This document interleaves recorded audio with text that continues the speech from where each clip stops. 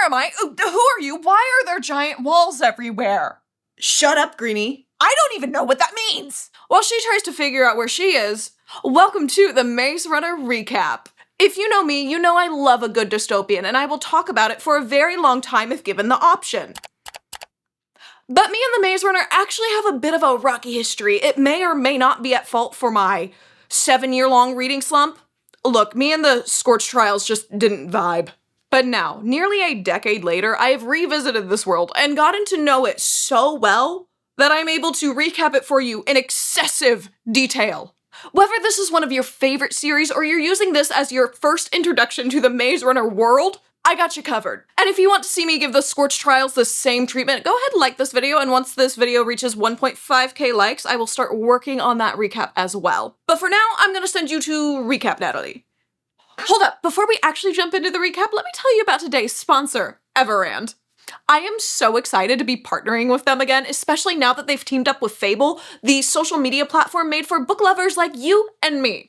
Everand gives you unlimited access to thousands of ebooks and audiobooks on their standard plan for just $11.99 a month. And if you're somebody with some really big reading goals this year, their new deluxe plan is perfect for you. You can unlock 5 premium audiobooks on top of everything that comes in the standard plan for just $28.99 a month. It's truly one of the best reading platforms I have ever used. The layout is simple, it's nice and easy to organize your TBR, and it feels like it was made for readers. And not just built by some massive company trying to cash in on books. One of my favorite things is how much variety is on there. They don't just have the popular new releases, they have backlisted favorites, wonderful hidden gems, and even full cast dramatized audios of series like Red Rising, which is one of my personal favorites. It's a wonderful way to re-experience a series or jump into a series for the first time.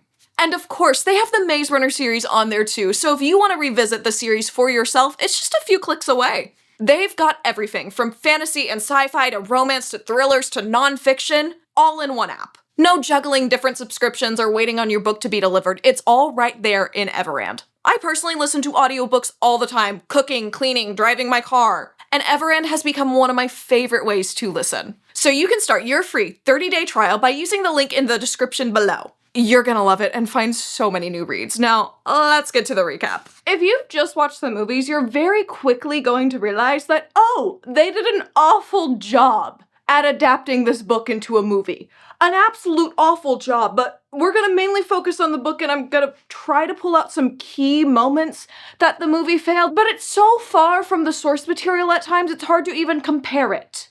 This book starts with our main character waking up in a dark room that suddenly starts moving upwards very quickly. He's in a very fast elevator, that's what he's in. And all he can remember is that his name is Thomas. He knows he has other memories and maybe kind of remembers being around people, but they're all just like weird, gray, blurry faces that mean nothing to him now. Thomas is currently living through my own personal nightmare, that's right, being stuck in an elevator.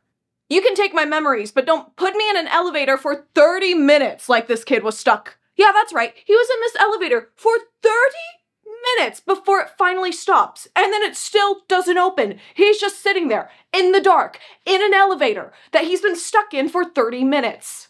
He starts pounding on the wall, screaming that he's in there and hoping that somebody will come get him, but that doesn't work, so he just goes and huddles in a corner because what else is this poor kid really supposed to do right now? But then finally, there's a loud clink and a sliver of light comes from the top of this elevator. He's been in the dark for so long, it blinds him though, so he has to look away from it. He starts to hear voices as well. Someone says, "Look at that shank." Someone else calls him a greenie. He also hears the words shuckface and clunk. This brings on even more confusion because he doesn't know these words, but he understands the rest of what they're saying. Once his eyes finally adjust and he sees the group of people standing up there, he realizes it's just a group of teenage boys. They just go ahead and lower a rope down to him and then somebody pulls him up and says, "Welcome to the Glade." He just starts taking in his surroundings because what else is he supposed to do right now? He thinks there's about 50 of them, and they all look like they've been hard at work outside. They're all standing in a large courtyard, the size of several football fields, which is more than 100 yards, because 100 yards is how long the football field is. That's right, I know sports. I don't know if you add on the surrounding bits into the total of that, but a football field is 100 yards long. Sports! Then surrounding the giant courtyard are 4 giant walls. all covered in ivy, each one having an opening in the middle. And these openings seem to lead to a long passage with corridors beyond that he can't really see past. Now I have a whiteboard for a reason, and that's because I can draw on it. So here's kind of what this looks like. Are you ready? You're gonna be really impressed by my art skills. You got a big wall, and then it goes whoop, and then there's a gap, and it continues on the big wall. And then, you know, the wall, and then there's a gap at the bottom too they can get through. And then there's passages, and I'm currently eating my hair right now. And then the passages like go off into other things, maybe we don't really know what's happening down here. And then they're like all in this giant area with 3 more of these walls around. So hopefully you understand now because I drew a really good picture. Then one of the boys just starts heckling Thomas for staring at the really big walls he's seeing for the first time after getting out of a dark, mysterious elevator. Yeah, sure, let's make fun of the guy for staring at the giant walls. Then another kid says, "Gally, shut up." Thomas turns to the boy that greeted him and just asks the all-important question of, "Where am I?"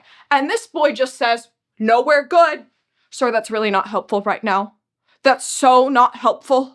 I think he already knew that. This whole group just starts shouting out questions again, but the boy Thomas has been talking to seems to be their leader and gets them to all quiet down. Thomas takes a little more time to study the glade some more, and he notices the ground is all concrete for the most part, with grass growing through where it can. There's an older building in one corner, then there's another corner with gardens, then across from that in the other corner there are pens with pigs and cows and farm animals, and the last corner holds a large grove of trees. After letting Thomas take in everything for a bit, Albie steps up, introduces himself, and says it's a long story and he'll explain all of it on the tour tomorrow. Then holds his hand out to shake Thomas's. Thomas refuses to shake this random guy's hand who is telling him nothing and finds a tree to sit down against. He does pretty quickly realize that being rude is not going to get him the answers that he wants. So he calls over to Albie and says, "Tell me the story." Albie just rolls his eyes to one of the guys who is standing next to him, which is a little rude. This kid just wants to know what's going on. And this is when this kid realizes he doesn't know his own age actually, because he was just staring at all the other boys trying to guess their age and was like, "Oh,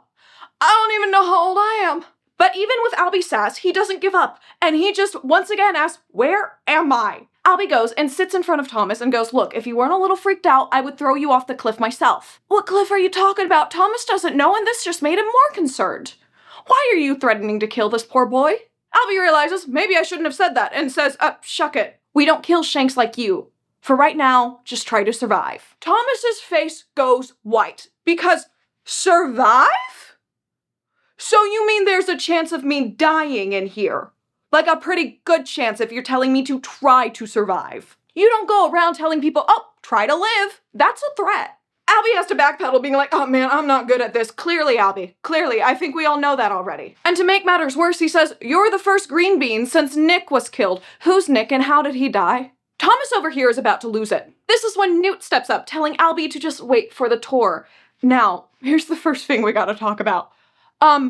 Book Newt and movie Newt, 2 different people. Now, full credit to this actor, he's great. He had the sass, the energy that was needed. I still think overall he was a great casting, but, Book Newt looks a little bit different than him. Just, he looks a little something like, yeah, he looks a little more like this. See, Book Newt is jacked. He's huge. As amazing as this actor is, he's not that. And that's okay. But yeah, this is Book Newt. Book Newt is basically Kato, but nice. Newt goes on to introduce himself to Thomas, and Thomas pretty quickly realizes Newt has a different accent. Yes, that's right, Newt is British in the book as well. This whole group of boys came closer as well when Newt and Albie came over, and are just standing there as Albie goes, "This is the glade. Everything the light touches is yours." No, that's the Lion King. Anyways, he does explain that this is the glade, this is where they live, and they call themselves the Gladers. He's going on to say more, but Thomas just interrupts asking, "Who sent me here?" Albie is starting to visibly get kind of annoyed, angry at this point, but Thomas just asks again, "Who sent me here?" This is when Albie reaches down, grabs him by his shirt, pulls him to a standing position and says, "Listen, if I explained everything to you right now, you would die right here, right after you clunk your pants." Thomas basically just says, "My guy, I don't know what you're saying. I don't know these words." Newt has to step in to calm everything down because Albie is clearly not good at getting green beans after somebody dies, especially if they're Nick. But Albie proceeds to tell Thomas His old life is over, his new life has begun, and he just needs to shut up and listen. He can't listen if you're not telling him anything. He's asked questions that I feel like are pretty reasonable for you to at least try to answer, but you're just ignoring all of them. Albie leaves after this, telling Newt to take care of Thomas, and most of the other boys leave as Albie is going. Thomas starts asking Newt, what did I do? Why did they send me here? Newt just says, look, we've all been there, we've all come out of that box, completely confused before, only knowing our own name. And things look bad, but trust me, they're only going to get worse, honestly, the more you learn. But soon enough, you'll be fighting good, like the rest of us. Tommy Boy here is in for a cheery time. Newt's about to go off, saying he'll find Chuck, when a scream rips through the air. Newt isn't even really alarmed, he just says, shuck it, can't those medjacks handle that boy for 10 minutes? Newt then just turns to Thomas, tells him to find Chuck after giving him the briefest description possible, and heads over to one of the buildings. Thomas doesn't go to find Chuck. He just goes and sits back down underneath the tree. He's just sitting there for a while when eventually he hears a metallic sound above him, and when he looks, he sees a little bit of silver, but when he gets up to investigate, he can't find anything. That's when someone from behind him says, that's a beetle blade. This is Chuck, a young, probably 12-year-old pudgy kid. Thomas basically instantly asks him what's going on at the house with the screaming kid. Chuck doesn't really have an answer besides, he's been sick since they got him. Huh? When he asks for clarification on this, he just says, better hope you never find out. I'm sorry, does everybody have to be insanely vague here? Is that part of the requirements of becoming a glader? I don't understand why they can't tell him anything. Chuck just starts explaining he was the green bean before Thomas got here. The green bean is the name for the newest glader. Chuck is now pointing and laughing at Thomas because, haha, he's the green bean, while they hear another scream from the cabin. He asks this kid, how can you be laughing? This kid just explains, oh, he'll be fine because he got back in time and got the serum. It just hurts a lot. Thomas is asking, what hurts a lot? Because nobody has answered a single one of his questions without giving him 55 more questions. I would be crashing out as well right now. This kid goes, getting stung by a griever? Just one simple answer, please. So all he knows is getting stung by a griever sounds like a really bad idea. He decides to just get to a nicer subject finally that might actually get him an answer and asks Chuck how old he thinks he is. Chuck says, oh, I think you're like 16, 17.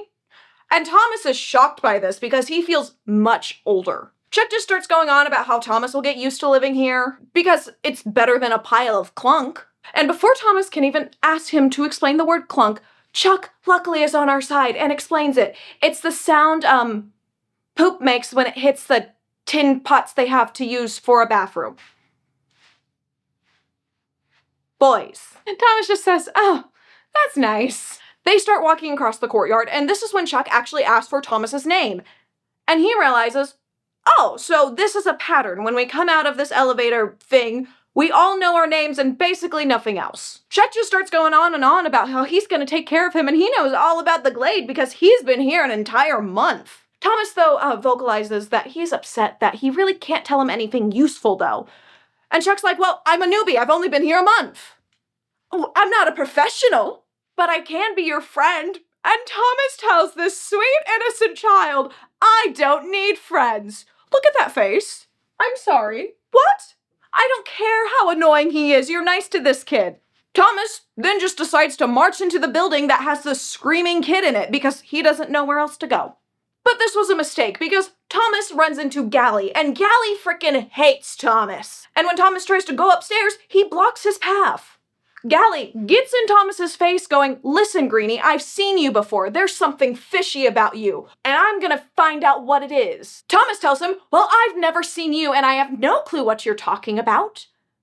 And frankly, I don't really care. But Gally just keeps going on about how he's seen him because he got stung and went through the changing, and that's when he saw Thomas. And he bets Benny boy over here, who is currently going through the changing, will say the same thing when he wakes up. Thomas is just trying to get through this without a fight and asks Gally for his name officially, and this somehow sends Gally into a whole rant about how Albie will claim he's the leader of the group, but he's the actual leader. Thomas just goes, "Oh, okay, Captain Gally," and gives him an over-exaggerated salute. Gally's little gang over here proceeds to just let Thomas go up the stairs even though they know he's not supposed to. And when he's told he's not supposed to go up there by somebody coming down, he's kind of already backed himself into a corner, so he just keeps on walking up. So he gets upstairs, he finds the room that Newt and Albie are in with this Ben kid who is going through the changing, and he opens the door to see what this whole changing situation is about, and he almost throws up from what he sees. He sees a twisted, pale figure writhing in agony with bloodshot eyes and green veins all over his body. Just laying on the bed. Albie sees him and asks, "What are you doing up here, Greenie?" Thomas just goes, "I want some answers."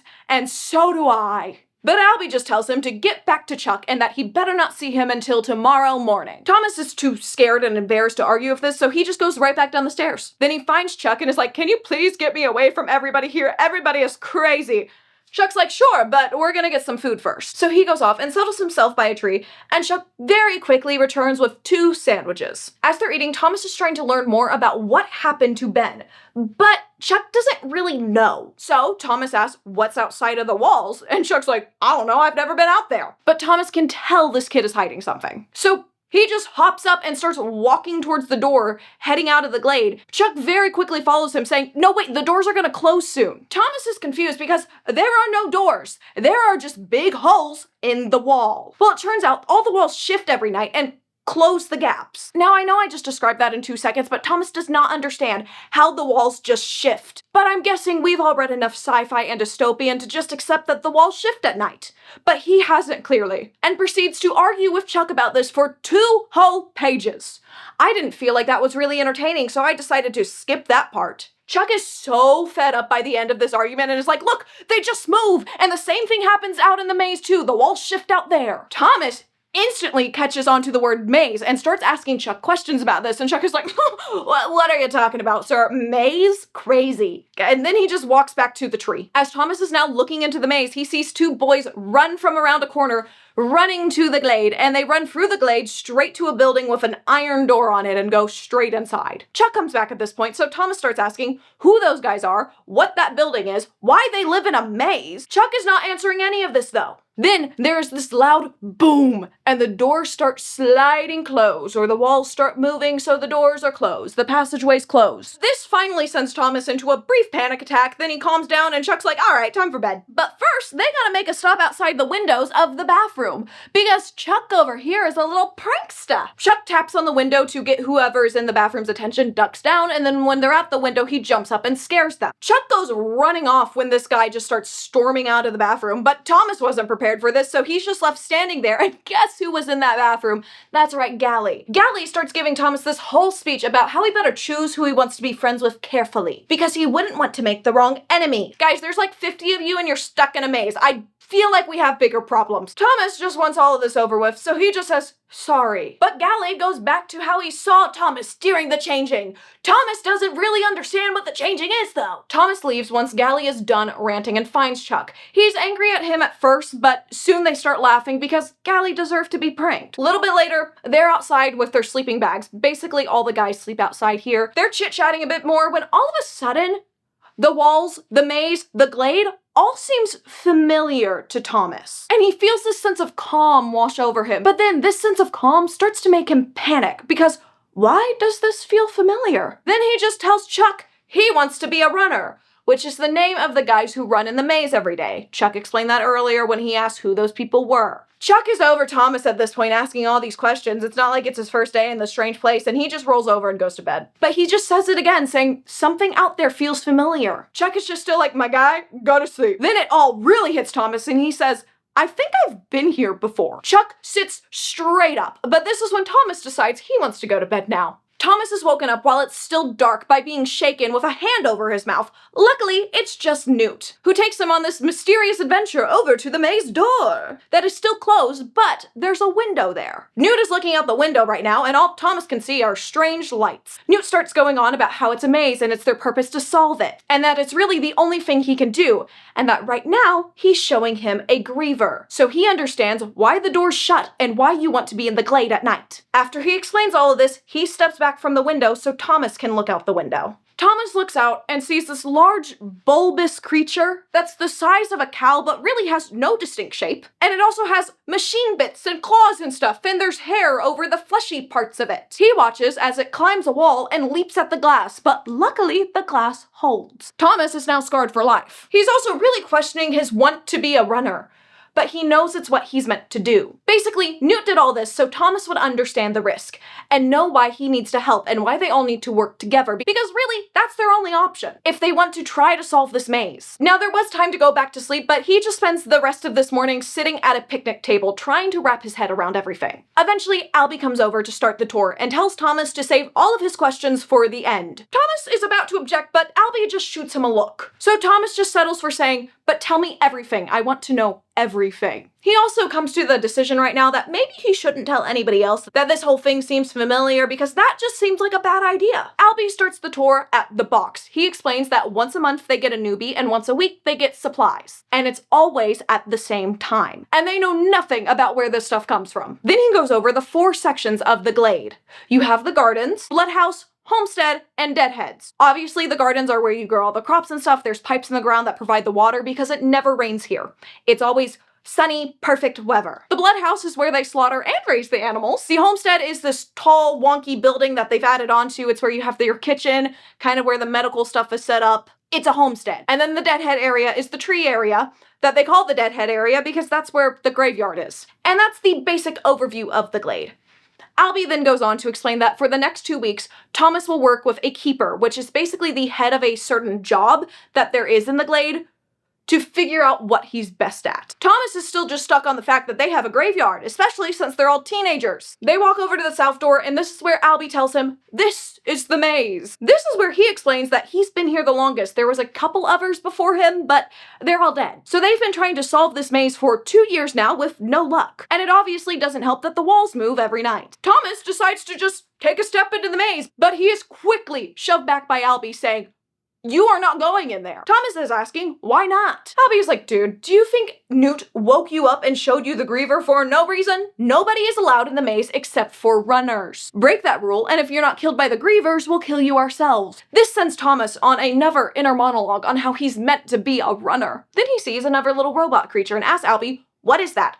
Albie explains it's a beetle blade. It's how the creators, how they refer to the people that created this, watch them. Thomas is about to say more, but he's cut off by a very loud alarm. He's low-key freaking out, but Albie is just confused. Very confused. And will not answer Thomas when he asks, what's going on? Finally, Albie gets fed up enough and says, the box, but doesn't explain any more. So once Thomas sees Newt, he asks for more clarification, and Newt explains this means there's a new newbie in the box. Thomas doesn't really understand why that's a big deal since he just came up in the box. It's a big deal because they've never had more than 1 newbie show up in a month, much less 2 in 2 days. He just goes over to Chuck, they're talking about all of this and some other stuff, and at some point Chuck goes, we're buddies now, right? And Thomas goes, yeah, we're buddies. Of course they're buddies. Anyways, Thomas is being his usual self right now and is asking more questions and asks, have you ever tried going back down in the box? Yes, they have. The box won't move if somebody's inside of it. And if you try to drop down after the box, there's something there that will just cut you in half, so you can't do that, and they learn that lesson by trying it. And before Thomas can even ask another question, Chuck just starts going on about how,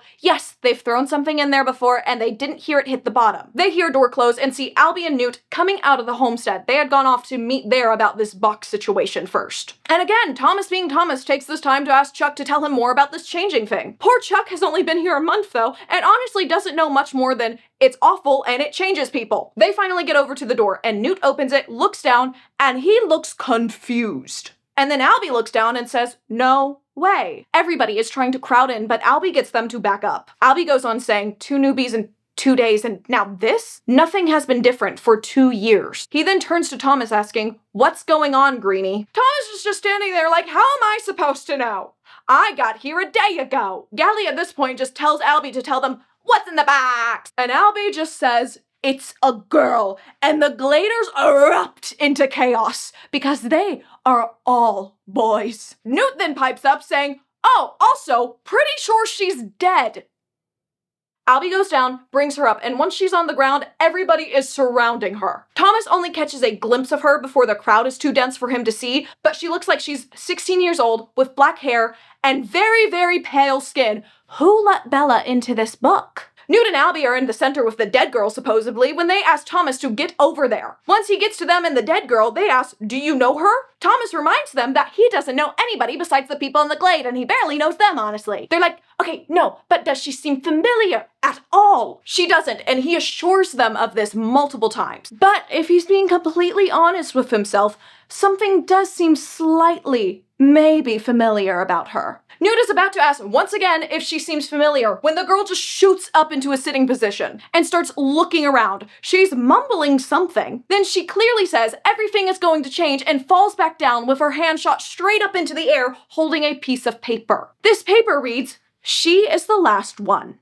Ever. Everyone just goes quiet because what are you really supposed to do when the whole system is changing? Oh, and you know, the dead girl isn't dead. The Medjacks, or the name for the medical team here, comes over and takes her to the homestead. Albie tells everybody if they touch this girl, they will be banished, aka they're probably gonna die in the maze. Newt and Albie end up calling a gathering, which is when all the keepers of the different jobs get together and they all discuss what they need to do in tough situations. But before they go anywhere, they grill Thomas once again about if he knows this girl. And again, he says no, even though this girl does kind of seem familiar. They leave him alone finally, and now Thomas is just with Chuck again, and he asks Chuck what he would need to do to become a runner. But Chuck is already over this conversation and gets Thomas to move on from it pretty quickly. Then Thomas somehow spirals into, what if we're all criminals and did horrible things to be put here?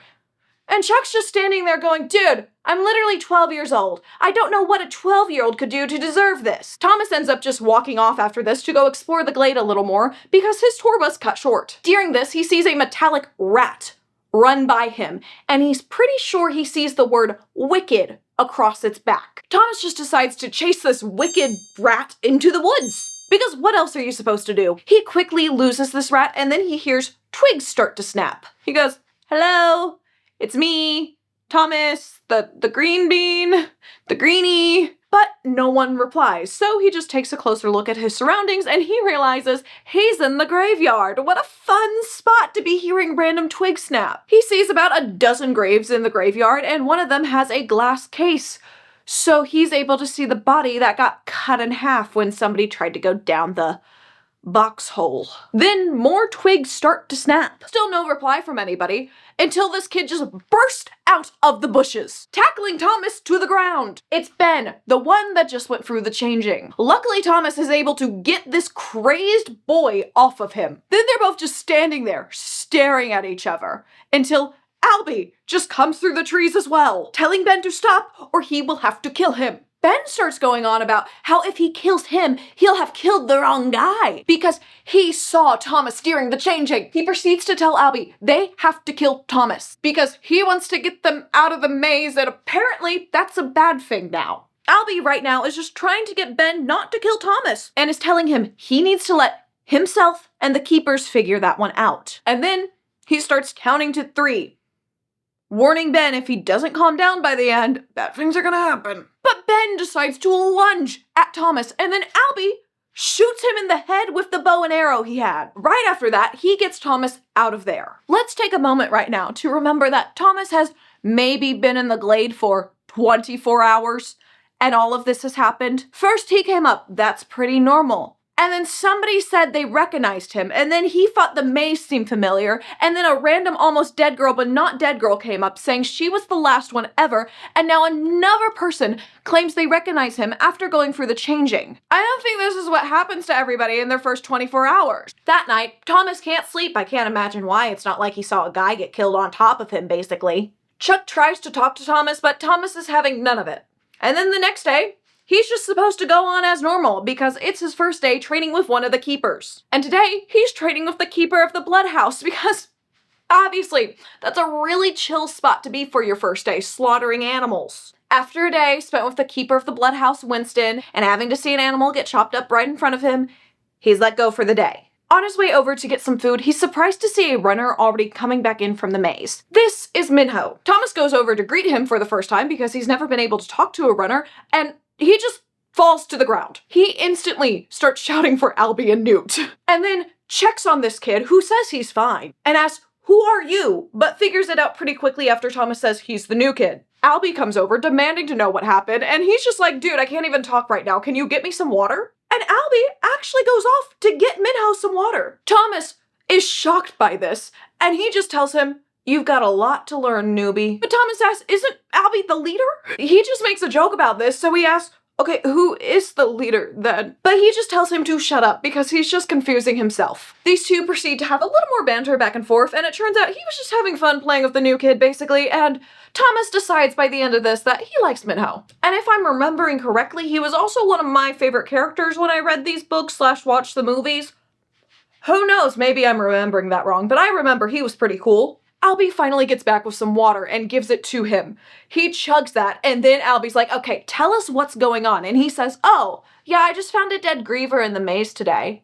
This is the first time this has ever happened. And they all think it's a joke, but it's not because he saw it kind of close to the cliff. They start asking all sorts of questions, but in the end of all this, Albie and Minho decide they will go back out tomorrow to check this griever out. He goes off to get some food and get out of the sun, and this is when Albie turns on Thomas, saying, "If you know something and you ain't telling me." Thomas has had it at this point and just goes, "Why do you hate me so much?" Albie has to go, "Look, I don't hate you, but a lot of strange things have happened since you showed up, and it's not all coincidence." Thomas gets really defensive, saying, "I don't know anything." Albie goes, "I'm not accusing you of anything, but you were sent here for a reason, clearly. So if you remember anything, tell me right away." Thomas agrees to this out loud, but of course he's thinking, "Not unless I really want to myself." "Thomas, you're stuck in a maze. I think any information you get, you should share at this point, because you're stuck in a maze." Later that day, Thomas is once again sitting at a what? Yeah, that's right, a tree. He's sitting at a tree. When Chuck all of a sudden comes running up saying, "Ben isn't dead. Ben got shot in the head with an arrow." But apparently this arrow just missed his brain and the medjacks just patched him right up. Thomas doesn't believe this because the kid got shot in the head with an arrow, but Chuck assures him that he saw it with his own eyes. Ben is alive and now in the slammer. That's right, they got a jail here. And it turns out Ben probably wishes the arrow would have just hit him because the keepers all had a gathering this morning and they've decided that he will be banished, which basically just means they're going to shove him into the maze right before the doors close for the night, which is just a death sentence because nobody has ever survived a night in the maze. So they're signing this kid up to get horribly murdered by the grievers. So let's just cut right to the banishment because that's tonight. This very night.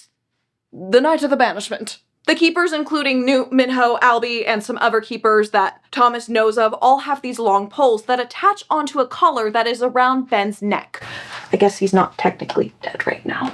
Sorry about that. Okay, there we go. Anyways, there's a collar around his neck that all these poles are attached to. So, when the doors are about to start closing, they start pushing him forward. And as the door slowly slides shut, he's getting closer and closer, just screaming, begging for anybody to save him.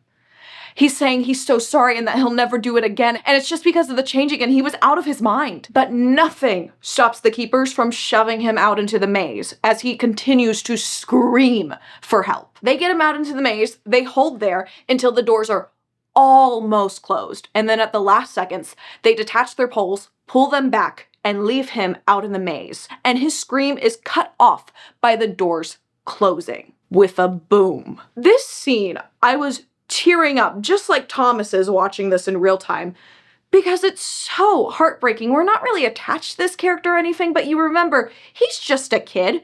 At most, he's 18. I don't even think he's that old. But the Gladers need to have order, and somebody trying to kill another Glader is out of order, so they have to send him out there, or at least they think they do. It brings out the same emotions I get whenever Cato dies in the Hunger Games, because it's just a reminder that these are just kids, man. And they were put here by somebody with very bad intentions, clearly. Okay, well, we'll make it official this time. There we go. Everybody just has to try to sleep that night now. And the next morning, Thomas is woken up by Newt, who is taking him to work with the track hose today. They're the people that work in the gardens, weeding, planting, all that sorts of stuff. They do spend a little time talking before he has to go to work that morning, and they were at the door where Newt collects the collar that Ben was wearing last night. See, every time they have a banishment like this, the grievers just leave the collar right at the maze door. Thomas decides this is a wonderful time to ask Newt about the runners. Newt explains the runners are the best of the best, and he's not one because he got hurt a few months back, and his leg has never been the same. And he got that injury by running away from the grievers, so he has a very healthy fear of the maze. When he finally asks why he's so interested in this, Thomas says it's because I want to be a runner. Newt's like, good, so you have a death wish. Thomas goes, no, I'm being serious. I feel like I'm supposed to be a runner. I can do it. He tells him to drop it for now, and when he doesn't, he has to explain that the Gladers are all gonna think that he thinks he's better than all of them, asking to be a runner right away. And that's just going to make him enemies. So they make a deal. As long as he can keep his mouth shut about wanting to be a runner for the next month or so, Newt will put him on the list of possible trainees as soon as he starts showing some clout. Yes, that is the word they put in the book. But if Thomas starts yapping about being a runner to everybody in the Glade, Newt will ensure that he is never one. Thomas remarks that this is a sucky deal, but he takes the deal. They make it to breakfast where they meet up with Chuck. Newt is about to go over and say bye to Albie and Minho, who are going out to see the dead griever. But Chuck stops him and asks, if there's a dead griever, who killed it? But obviously, they don't know. Thomas proceeds to spend the morning with the keeper of the gardens, and he's asking all sorts of questions as he always does. He also gets to learn what a bagger is, because the only time he's heard about a bagger is when Ben was dead, or they fought dead. Turns out the baggers are basically like guards, police, whatever you want to call them, in the Glade, and they also get to deal with that fun stuff when it happens. If you haven't noticed by now, about 50% of this book is just Thomas asking questions. There's so many questions, and I know we need answers, but I feel like there may have been a slightly better way we could have done some world building. Like if somebody would have just told him the bare minimum, so we, the reader, knew without Thomas having to be like, hey, what's this? Hey, what's this? Hey, what's this? Every 5 seconds, I feel like this book would be a lot more enjoyable. Also, this book didn't need to be in the third person. I don't think it works for this book. Okay, mini rant about the book over. In the afternoon, Thomas heads over to the kitchen for some snacks, where he meets up with Chuck. And Newt as well. Newt starts filling them in about how the girl is doing. Basically, she's just mumbling a bunch of stuff right now, but isn't actually awake. Thomas realizes he's actually worried about this girl, for this random girl he doesn't know but maybe did know at some point. It's all very confusing in his brain. He doesn't know how to feel about it. Then they get to the lovely topic about how Minho and Albie should have been back hours ago. And when Thomas asks the simple question on why they haven't sent out a search party for them, Newt looks horrified and explains that's forbidden. So basically, don't go in the maze ever unless you're a runner or Albie. That's all we know. The maze is just forbidden. Point blank period. Cut to later that day, getting pretty close to when the walls are gonna close and all the other runners are back. Albie and Minho still aren't there. Thomas can't just sit and eat dinner, so he goes over to where Newt is standing at the gate entrance that they should be coming in, just staring into the maze. He again suggests the idea of a search party, but that gets shut down because that would just lead to more people possibly getting stuck out there overnight and dying. One of the other boys standing over there clarifies even further that the fact that Albie and Minho aren't back already means that they're dead. Minho is too smart to get lost in the maze. Newt has tears in his eyes as he admits that's right, and says the doors are going to close in 2 minutes. Then the normal loud boom that accompanies the doors starting to close comes. Just as the doors start to slide shut, they see movement from in the maze. It's Minho and Albie, but Minho is having to carry Albie because he's unconscious, but they're moving too slowly to actually make it through the doors in time. Thomas wants to go out there and help them, but he knows that going into the maze is forbidden, so he just stays planted there, watching helplessly with everybody else who is around this door. Minho gives up carrying Albie and starts dragging him because he refuses to leave him in the maze alone. But they're still not going to make it. Minho falls as well now, and then at the very last second, before the doors are just about to close, Thomas decides to slip through them and go into the maze because he can't let Minho and Albie be stuck out there alone. And the wall slams shut behind him. Thomas honestly can't believe what he just did, and as soon as Minho realizes he's in the maze with them, he makes sure that Thomas knows that he is a dumbass. After Minho knows that Thomas understands that he's stupid, he explains what happened to Albie. Basically, grievers can play dead super well. And normally the serum that causes the changing that they give to people after they get stung by a griever gets injected into them pretty soon after the griever bite, so he figures Albie is going to be dead here soon. But tells Thomas not to worry about it because they're gonna follow him pretty quickly after. This is the moment where Thomas goes, What do you mean, we have no chance? He goes, yeah, no chance at all. After they talk more about how they're most certainly doomed, Minho has Thomas help him carry Albie over to the door so the Evergladers have an easy body to find tomorrow. Thomas is throwing out ideas like what if they climb the vines that are in the maze, but he's having none of that because they've tried that before, and it didn't work. And at this point, Minho is done, and he says, you don't understand, Shuckface. We're dead. Dead. What's going on right now is he's having a panic attack because nobody has ever gone into the maze at night and made it to the next day. Then they start to hear the awful sound of the grievers.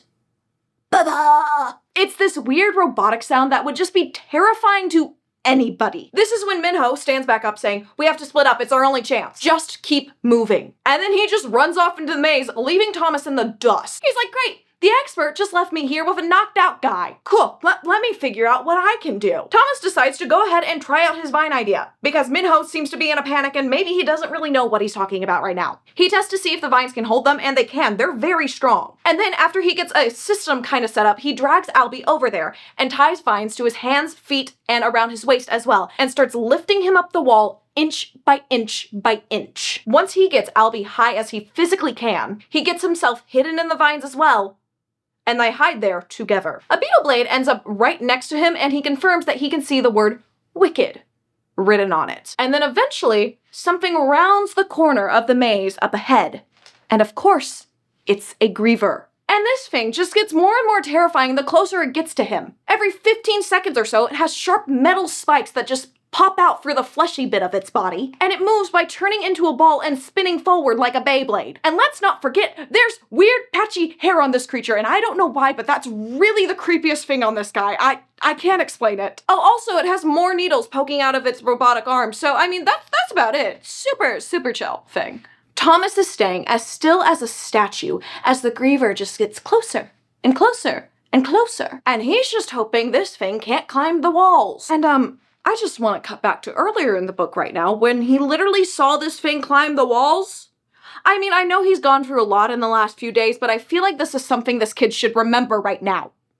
But no, he doesn't remember this, so he's like, sure hope the thing that I saw climb the walls can't climb the walls. This griever gets directly below him, and then all the lights shut off, it's making no noise anymore, it's just sitting there. But then, all of a sudden, the lights turn back on, the noise starts back up, and it starts climbing the walls as we've already seen it do. So Thomas now has a griever chasing after him, and he turns into frickin' Tarzan. I'm not kidding. This guy just starts swinging through the vines like, ah! That's not what Tarzan does. What does Tarzan do?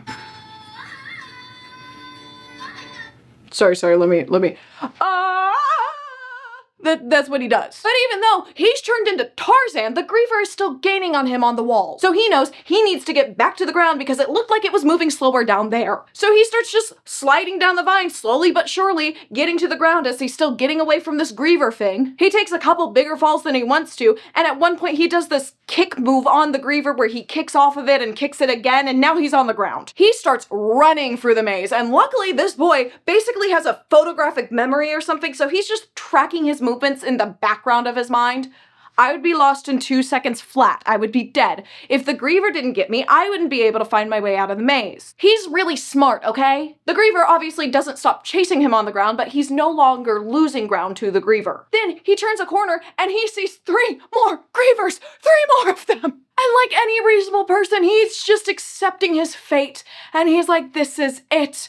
I can do no more. But he's not gonna go down without a fight. So the one griever who has been chasing him, when it comes charging at him, he dodges out of the way at the last second, sending it spiraling like a Beyblade into the other Beyblade griever things. So he has now made an opening for himself, but now he has 4 grievers chasing him instead of 1. Then, as he's running away, all of a sudden, 2 hands reach out and grab him. It's Minho, who just says, shut up and follow me. See, he saw what he did with the grievers and he got an idea. So he leads him to a stone quarter that doesn't end in a wall, but it just ends in blackness.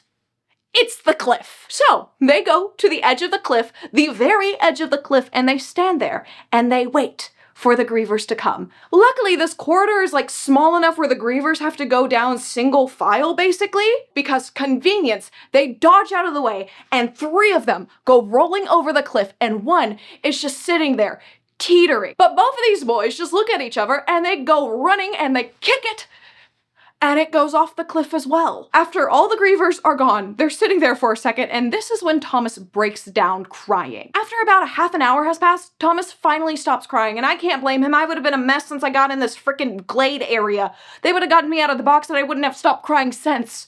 So he's doing pretty dang good in my books. And now, the sun is starting to come up. This means they actually made it through a night in the maze. Thomas now actually takes this time to look over the edge of the cliff, and it just looks like it's floating in an abyss. There's no clouds down there or anything. It's just down. He's pretty certain that this is just some sort of an illusion though, because he also noticed when the grievers went over the cliff, they didn't really fall all the way down, they just disappeared into the air. But when they throw a rock down, they see this rock go all the way down until it's out of eyesight.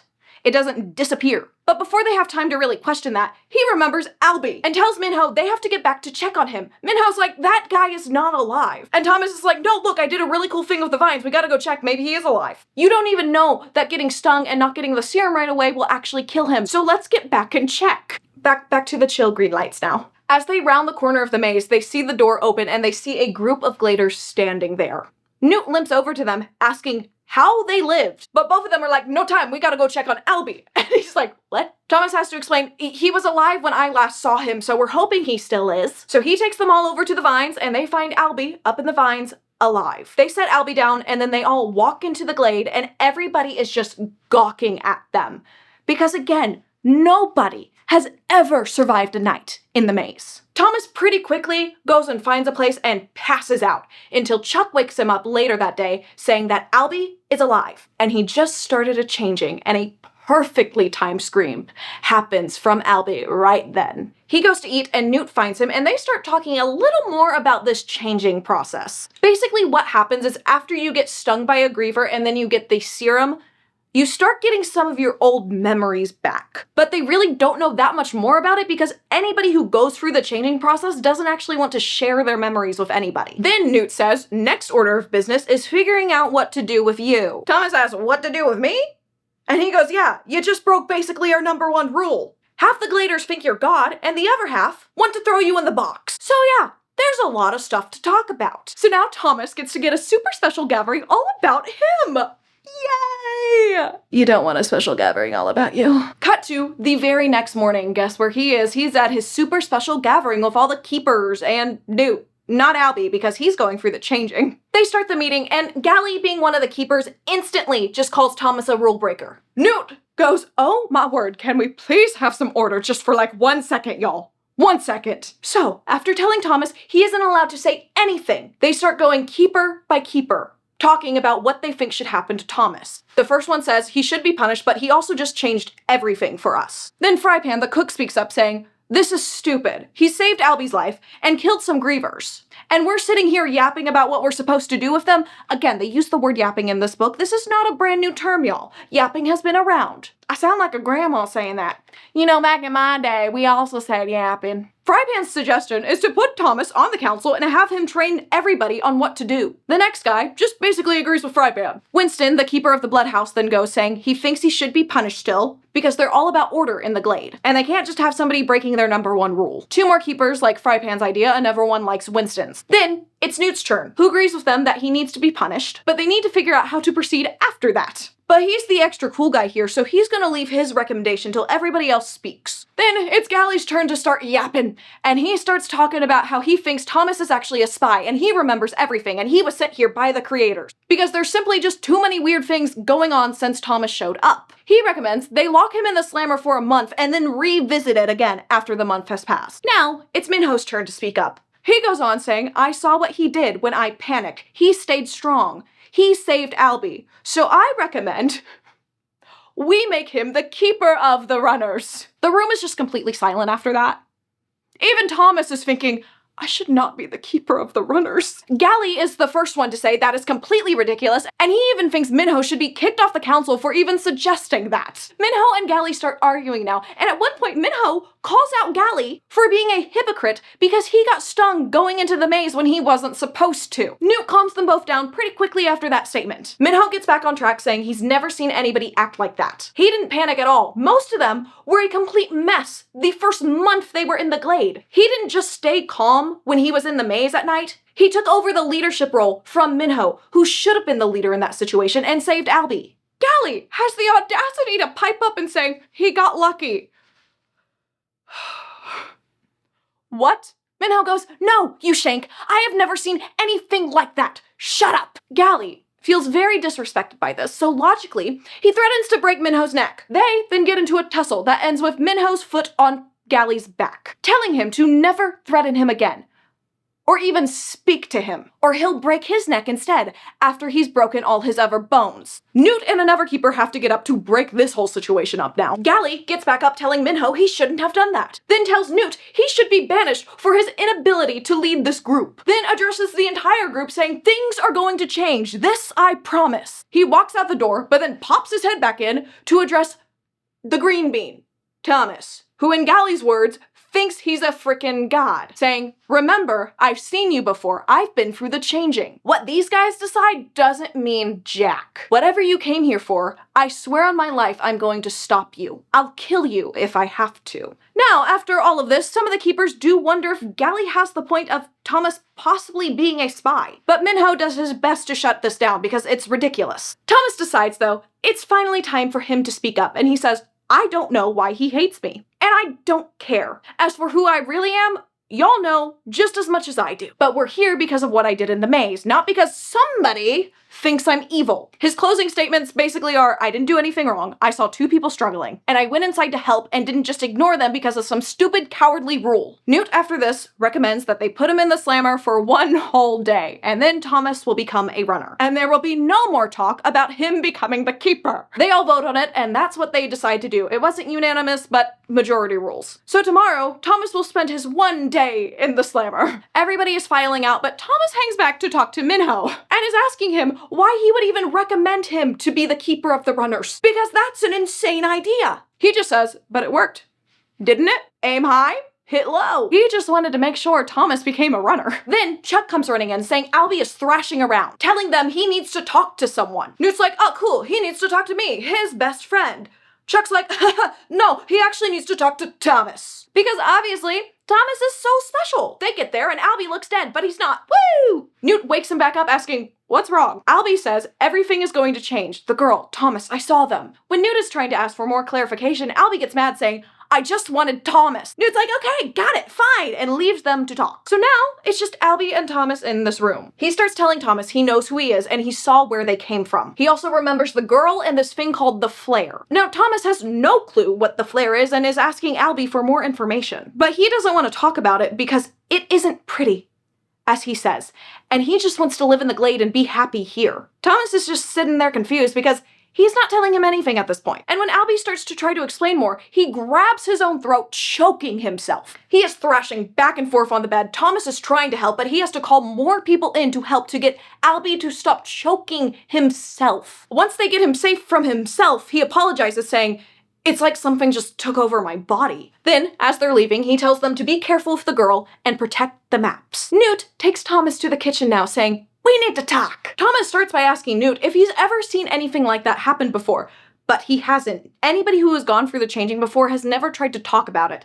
And maybe because Albie tried to talk about what he saw, that's why he went crazy. Remember, these kids don't remember anything about their past lives besides their names. It seems like the creators don't want them to share any information they get from the changing. Newt turns the topic to the fact that Gally ran off and they need to find him because, you know, he threatened to kill Thomas, and he needs to be put in jail. Newt then starts talking about how they need to accept that Thomas is different because too many things have happened, and too many people remember him after they go through the changing. He's also not trying to accuse Thomas of anything. He just needs Thomas to know that if he remembers anything or anything feels familiar, he needs to tell him. So Thomas does open up, saying that the Glade did feel familiar when he first got here. And we get confirmation that nobody else has ever gone through this before. Newt goes, okay, that's a start. Now, delve into that mind of yours and figure more stuff out. Thomas instantly starts to close his eyes and focuses and tries to find more stuff in there. Newt stops him saying, no, I didn't mean right now.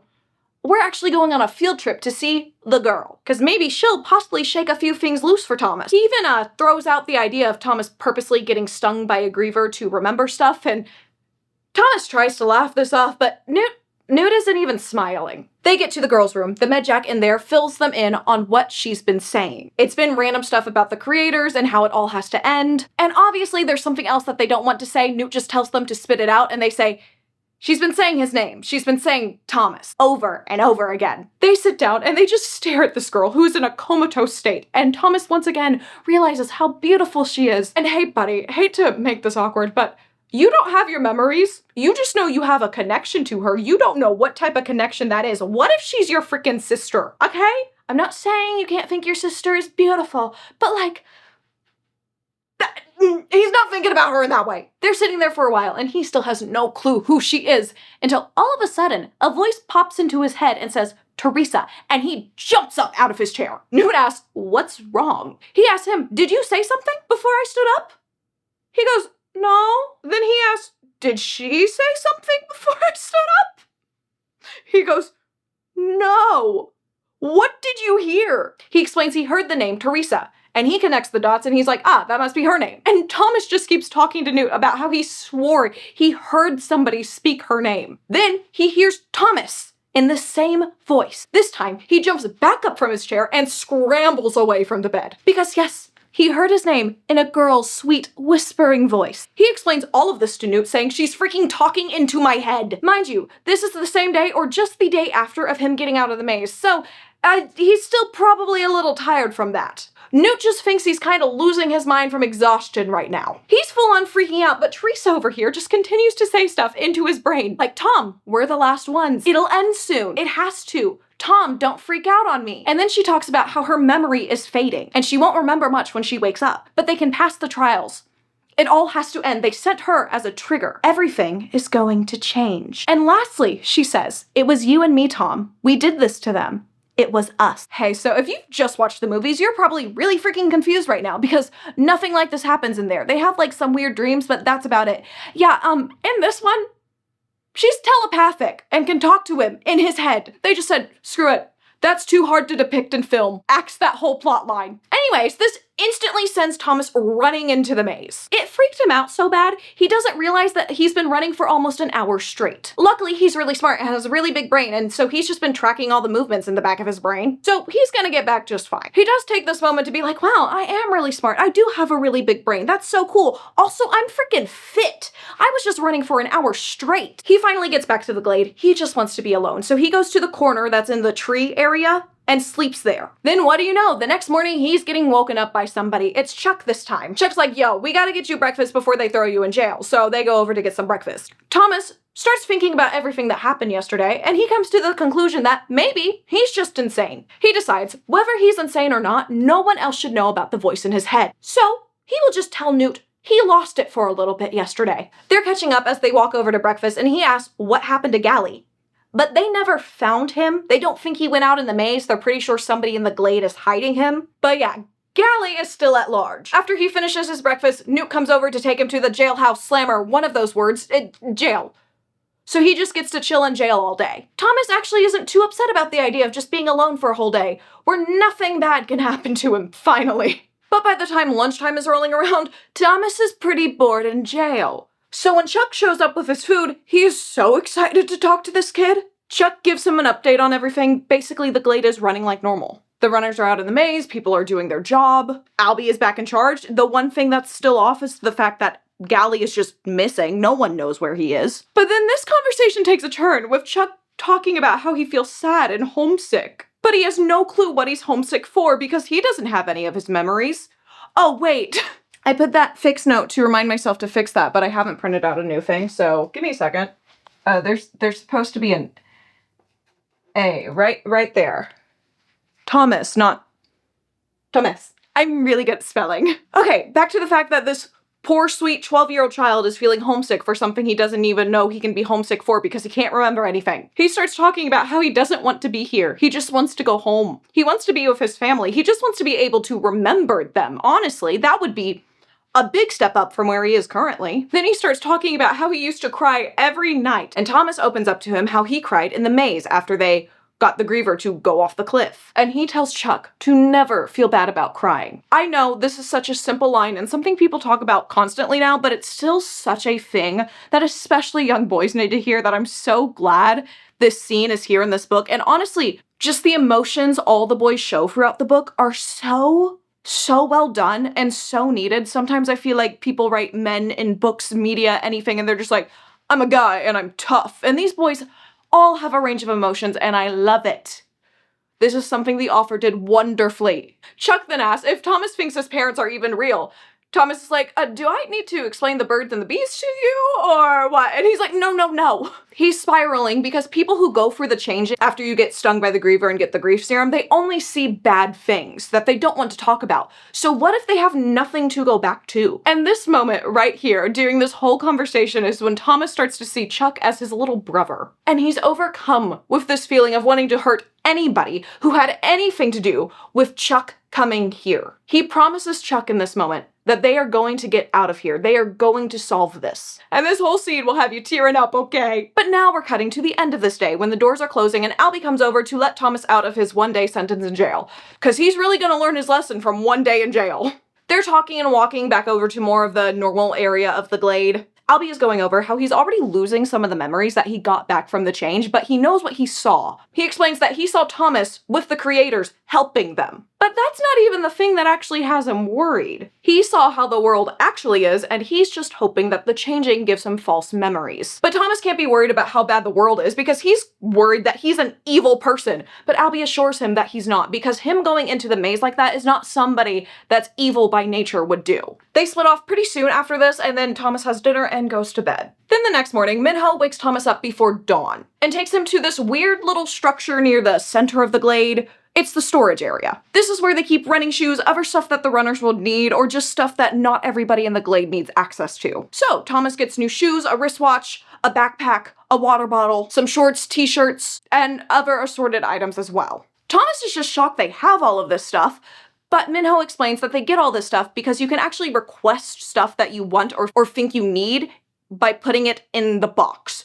Sometimes the creators will give it to them, and other times they never see that stuff ever again. Like, they tried asking for a TV, that didn't work. Then Minho proceeds to take him into a little locked-off storage area that has weapons. Now, obviously, this is a little more hidden because they don't need all the teenage boys to have weapons, only a select few. You know, like the ones going out in the maze risking their life every day. After Thomas gets his new weapons, he has all his new gear, and they go over to the map room. There's just a wooden table in the center of this room with 8 chairs around it and a lot of pens and papers. Minho has Thomas sit down and shows him a few of the maps they've drawn, because the runners all come in here at the end of each day to draw the current day's map, because the maze changes every day. They haven't really gotten anything from it yet, but they do know that it just repeats the cycle about every month. Clearly, they haven't found an exit. Thomas asks why they haven't just stayed out there overnight to see if something maybe changes then. Minho is offended because did he not just witness what they went through in the maze that night? They almost died. It's pure luck that they're alive for the most part. So no, they haven't tried staying in the maze at night because nobody had lived before them. After Thomas studies a few maps, they head out to the maze to run their section for the day. They're running through section 8 today, which is out the west door, and Minho is just training Thomas on the go. He has his notepad and he explains he will jot stuff down about every 5 turns or so, just in case his memory fails him for some reason, but he's normally pretty good at just remembering it. All these kids are really smart. Then, when they get to the part of the maze where the walls change every night, he starts cutting down vines, basically leaving a bread trail behind them so they can follow it if they got lost. Now, he is cutting these vines, throwing them down, keeping full speed. And after Thomas is watching for a while, he has Thomas try it out. It takes Thomas a little bit to get the hang of it, but eventually he's able to do it almost as well as Minho. After a while of running, they take a break, and he asks him for more information on what actually happened to Albie and how he got stung when they went to go check on a dead griever. Well, it turns out Albie kicked the griever with his foot, and it just sprung to life, and it started rolling all over Albie. But this griever wasn't acting like it was actually trying to hurt Albie, it just seemed like it wanted to get away. Because it didn't continue to try to attack him, it just left as soon as it rolled over him. Thomas then asks, "Oh, have we tried following a griever before?" maybe that could lead us to a way out. He just laughs, asking if he has a death wish. Minho also explains / confirms that the beetle blades they see are absolutely spies for the creators. They got little cameras or something in them. That's why there's a bunch of them running around. They keep on chit-chatting about random stuff, and then Thomas notices something gray behind the ivy that isn't a stone wall, so he gets up to go and check this out. It's a plaque reading, World in Catastrophe, Killzone Experiment Department. This isn't anything new to Minho though, these are all over the maze. They start running again and eventually make it to the end of their section, where they just hit a dead end. And he says, that's it, time to head back. Thomas is confused though on why they're not going to stay here and look a little longer to see if anything is different in this corridor. But Minho explains that people who put children in here with the Griever creatures aren't going to just give them an easy way out. So they head back. They make it back no problem. They go to the map room. He draws up the map for the day and compares it to yesterday's map. And Thomas is accepting maybe he won't just magically be able to go into the maze and find an answer. And he starts to feel completely hopeless. Then that night, as he's falling asleep, he hears the same feminine voice in his head say, Tom, I just triggered the ending. But he just falls asleep anyways after hearing this. So when he wakes up the next day, he just thinks he's up nice and early because of the lighting that's currently around. It looks like twilight, early morning time. But nope, the sky is just gray, no color in it, no sun. Just a gray sky. He goes and finds a bunch of the Evergladers just standing around the box because, you know, when the sun disappears from the sky, you don't really know what to do. But he pretty quickly accepts that there never was a sun. They're just in some giant facility that has a artificial sky and sun in it for them. Chuck goes over to Thomas to get some assurance, and they talk for just a bit before Minho gets over there and tells Thomas it's time to go. Chuck is like, you're still going out there? But Minho points out this is probably one of the most important days for them to get out there. Something just changed. And the desperation level went up because really, how much longer are the plants and the animals going to last if there's no sun? Pretty soon after these two get into the maze, they see a Griever. But it's just kind of sitting up there like the dead one he saw. They're talking about what to do about this, but when they peek back around the corner, the Griever's gone. So they proceed to just chase this Griever all the way to the cliff, where they see the Griever charge off the cliff and then just disappear. Again, not fall, just disappear. Minho is instantly like, okay, something is up with this cliff. Too many Grievers are not falling and just disappearing. That's not normal. This might just be a way to leave the maze. So if the Grievers can leave that way, maybe all the Gladers can as well. But obviously, he doesn't feel like it's the smartest plan to just dive into the Griever hole where all the Grievers are that try to kill them all the time. Oh, and not to mention they would have to jump off the cliff and hopefully land in the area that is not just air. They decide, though, to try and find out where the entrance is by throwing rocks off the cliff until they just disappear instead of just fall down like normal. So they proceed to just throw rocks for a very, very long time. They're about to give up when one of his rocks disappears. He's so confused because they've thrown stuff off this cliff before and nothing disappeared like this. He has no clue how they missed this. They continue to test this to confirm, and they find out that all the rocks disappear when they throw it in this one area that's just big enough for a Griever to fit through. They go ahead and call this the Griever hole. They run back to the glade, but still go straight to the map room because they still need to draw the map of today before they go and tell Newt and Albie about this discovery. Minho even has Thomas draw the map today. After Thomas is done drawing, he compares it to the other day's maps, and he's just so frustrated because he can tell there's something there. He just knows this is part of the puzzle to get out of here, but he can't figure out what it is. So Minho eventually has to drag him out of there because they do need to go talk to Newt and Albie and fill them in about everything they learned today. And what do you know? When these two step out of the map room, these two are waiting for them. And they tell them what they found. Albie seems to be disappointed by this and says this whole shuck place is falling to pieces. Minho asks, okay, what happened? Well, it turns out the supplies didn't come today. This is the first time this has happened in the 2 years they've been in the glade. So yeah, they're screwed, or as they would say, shucked. Anyways, they just get back to telling these two about the Griever hole. If you hear thunder, just accept it as ambiance for the next little bit, okay? I got a time frame. I got a tight time frame I need to keep. As this group is plotting what to do with this new information, there's a commotion outside the homestead. And you know what that means? That means our girl right here, Teresa, she's awake. Thomas is just like, oh, please no, she's gonna talk in my head again. I do not want to deal with that right now. That's freaky. This girl starts talking in his head so fast after so fast after he thinks that. She's saying things like, I don't know these people, please come get me. My memories are fading, I have things I need to tell you. The maze is a code, Tom, the maze is a code. And what does this guy do? After this lady says the maze is a code, and she has things she needs to tell him, he runs the opposite way. He goes into the woods. He does not want to talk to this girl that can talk into his mind for some reason, even though it sounds like she has key information on how to get out of the maze. So he just goes and sits under a tree for the 5 millionth time, because that's half of this book is him sitting under a frickin' tree, and the other half is him asking questions and not getting answers. That's the whole plot! Not actually. He's just chilling by this tree when all of a sudden, in the same voice he's heard in his head, he hears out loud, "The worst part was forgetting about you." I'm so sorry to do you like that, Teresa. He really thinks this is just in his head though, but then she's standing right there, so it's not. It's now time for these two to talk. They're both kind of like, I kind of remember remembering you, but I have no clue who you are. But while they're talking, it's clear that she already knows about the maze and other things other Gladers didn't know about when they first got here. She knows even more than Thomas did when he first got here. She also calls Thomas Tom, which is noteworthy because everybody else calls him Thomas, so clearly this nickname started somewhere before the maze. I mean, Newt calls him Tommy, but that's Newt. He then finally asks her the very important question of, how can you talk into my head? This girl just says, no idea, I can just do it. She then compares it to riding a bicycle. She's sure he would be able to do it right now, but he wouldn't remember learning that. Thomas is like, oh yeah, that really clears things up. Thank you so much.